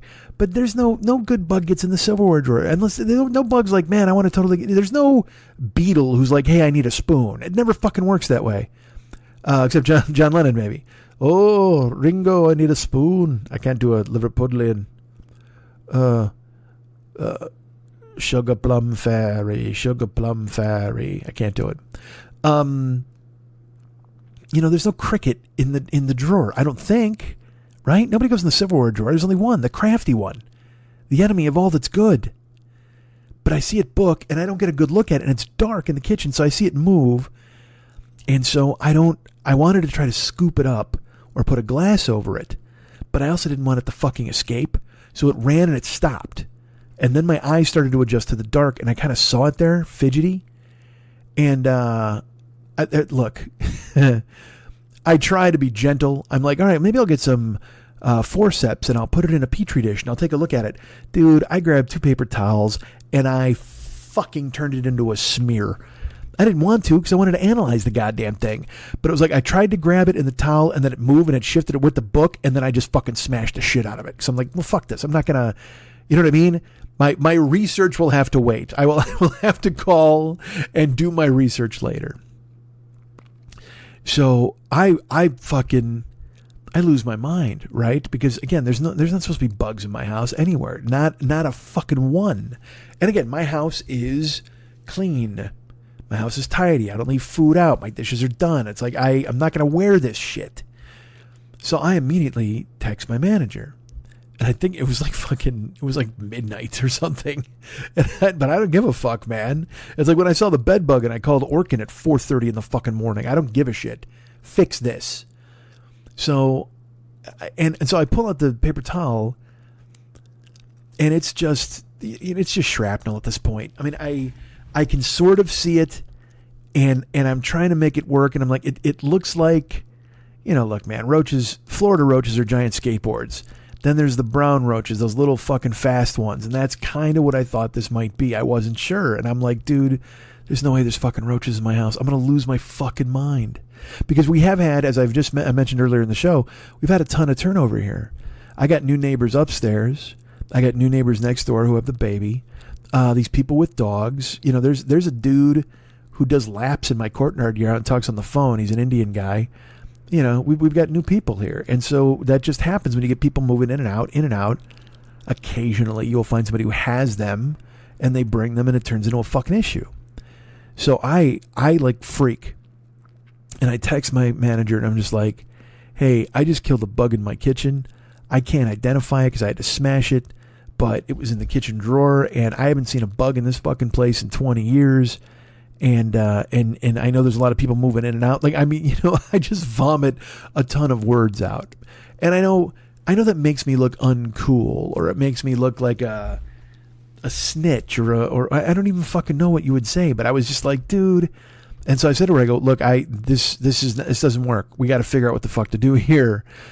And she wrote me and she's just like, well, okay. She goes, we'll get the person here on the 1st of the month, and then they'll go ahead and spray. And I'm like, okay, well, have you heard any reports from anybody else? And she's like, no, just you. So, if you've got bugs, then you just need to, keep an eye. And I'm just like, I don't have bugs. Don't fucking turn this around on me. Because that's the things I get indignant where it's that, don't think that I did this. I didn't fucking do this. This is just a hitchhiker. He showed up in my place. He's fucking uninvited guest. So a couple days goes by, and then she writes me a note, and she's like, hey, did you spray for the roaches? And, dude, I'm like, I go, first of all, there's no roaches. There was one bug. Oh, by the way, and I should tell you this, I killed this fucking thing, and then I immediately boiled all of my silverware. And that's not an exaggeration. I boiled water and I put all the fucking all the silverware, my chopsticks, everything, corkscrews, everything, and I fucking bleached the drawer. I'm not fucking around, man. And she's like, "Did you spray for the roaches?" I go, "First of all, there's no roaches." I go, "I saw one bug." I go, second of all, you said you were sending a guy on the 1st. She's like, okay, but if you have a problem there, you should probably spray. And I go, dude, I don't have a fucking problem. It's not my building. This building might have a fucking issue, and you can fucking do something about it before the goddamn 1st. Like, don't hang this shit on me. I didn't invite anybody into the fucking house. I didn't bring any bugs. I don't go anywhere. Literally, it's not like I go anywhere or do anything, so how the fuck would I bring them back to my fucking house? And it was more you can tell, it's the suggestion that I would be dirty or I would have them, that I would invite them, that made me more angry than even having one in my house. And I just said, hey, look, man, I've not seen another one since.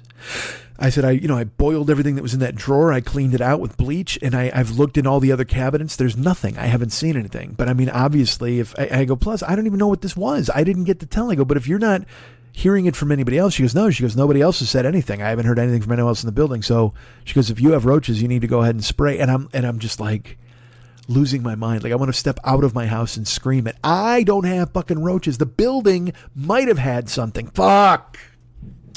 So I just said, no, I don't have roaches. I saw one bug. And then another 4 days goes by and I don't see anything. And I'm looking, you know me. I'm turning on the light in the middle of the night, see if anything runs.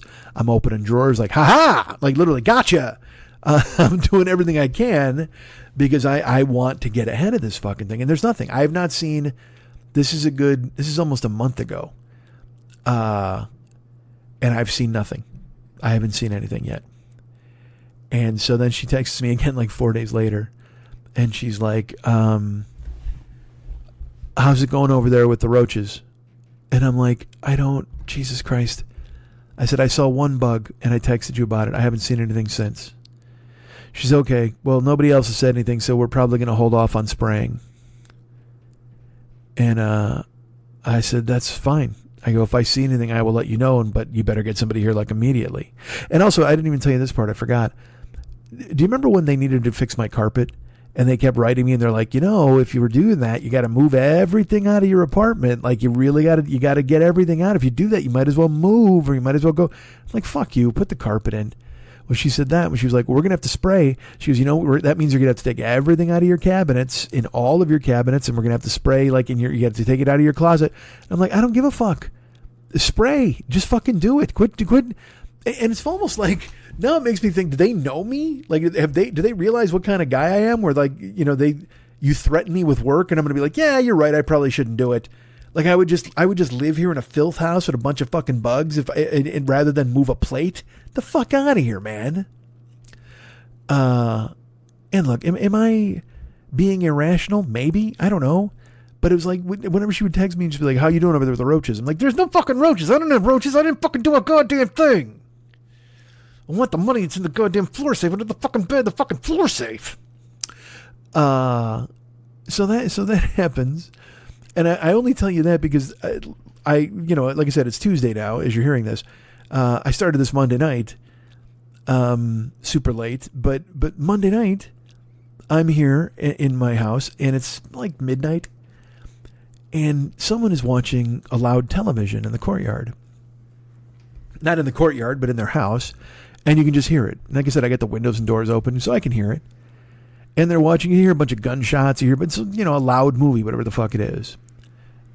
I don't know, do you hear some weird noise that's happening? Oh, I think the fucking dudes are here to do the yard. Oh, I gotta wrap this up. God damn it, if the dudes are here, I can't. I gotta fucking hurry up. All right, let's finish. So last night, I could hear the movie in the courtyard, right? And I didn't, I don't give a fuck. Noise doesn't bother me. None of that shit bothers me. And then all of a sudden it pivots, it stops being gunshots, and there's dialogue. And then there's the distinct sound of fucking. Like a lot of I mean, like moaning and fucking and like, oh yes, and but from a movie, not like they're doing it and you can hear it in their house, but you hear like music in addition to fucking. So I don't know if they were just watching some erotic thriller with gunshots and then people started fucking and making noise. I don't know if they were watching like a Lady Chatterley Skinamax movie. I don't fucking know, but it was loud and it was in the courtyard. And I'm at my desk and I kind of was like, oh, that's fucking attractive. And I'm not joking. I swear to God, 30 seconds after the fucking starts, maybe 15 seconds even, my phone lights up and it's my fucking manager. And I'll read it exactly. She just, hey, Michael, can you lower the volume on your television, please? Now, dudes, in my apartment complex, she lives in the front of the complex by the mailboxes. I live all the way in the back, like by the carport. She couldn't hear my television. Now, look, I do watch TV late at night, but I told you, I wanted to get Bluetooth on the Apple TV so I didn't fucking bother anybody because I'm deaf. So I never have the TV loud. I don't ever get noise complaints here at the fucking... Well, all right, except when I sang. Remember the times I sang and people came over and like, what the fuck? 'Cause I was singing Foo Fighters or whatever. But man, she's like, hey, Michael, you need to turn your television down. Now she's in her apartment, which is 50 feet from me, easily. Maybe longer. And she's upstairs and I'm downstairs. And I'm like, in my head, I'm like, did she just presume that it's because it's me that I would watch it like loud or whatever? I'm not a fucking animal. So I just texted back. I said, not me. TV's off, but I hear it too. And so it's still going on, by the way. There's still, the whole time we text back and forth in whatever, and they're still fucking and yelling and this loud thing. And she just texts back, okay. And that's it. She doesn't go, because then it keeps playing. So here's to sum up. She's in her apartment, way far away from me. She hears fucking in the courtyard, immediately thinks it's me, texts me to tell me to turn it off. I go, hey, it's not me. And she says, okay, and then just stays in her apartment and lets the fucking continue in the courtyard. Doesn't go to tell them to turn it down, doesn't go to investigate, doesn't go... And in my brain, I'm like, wait, am I the go-to fucking guy? Am I the guy you just shit on the second anything happens? Do you think, let me ask you this. Do you think I just live in like a fucking roach porn palace? Is that what's happening? I'm just jerking off amidst fucking, I'm like the Willard of bugs and stroking it. And I'm fucking just got a handful of cock and then roaches running in and out of my fucking hair. What the fuck do you think of me and think of my apartment? And also, I've been here 3 times as long as she has. She's lived here like maybe 6 years or 7 years. I've lived here 22 years, 24 years. And you assume that I'm the porn guy? How do you not, this is the thing that drove me crazy, how do you not go out of your house? Because then it just continued for another 45 minutes.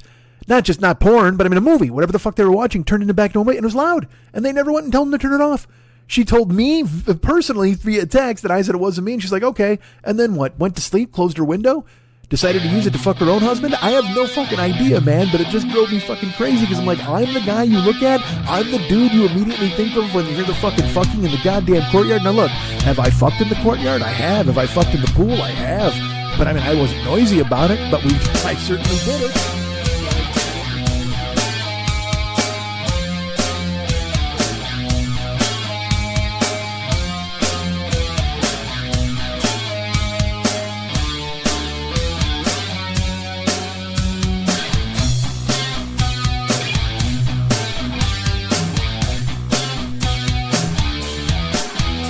If there's anything I like more than me, it's people who like me.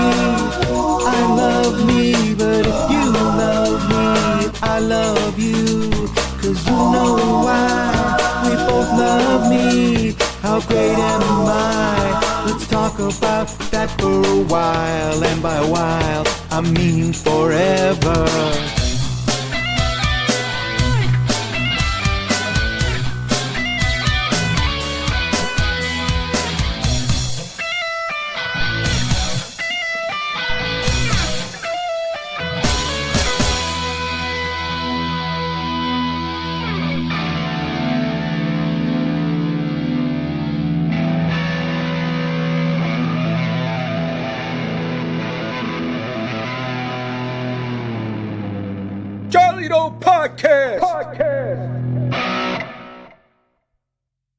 Another bright summer day, bringing lots of fresh fun. But hanging with pals calls for more than just sun. Some hell of a good dip, real milk and real cream. Shows the posse who's the bossy, it tastes like a dream. Pass around that dip, pass the dip. Show them you know what to do with that chip. Just like old times, only way more lip. Prove that your flavor side just won't quit. Share the dip that starts with real milk and cream, not from oils or water. Not just good, hell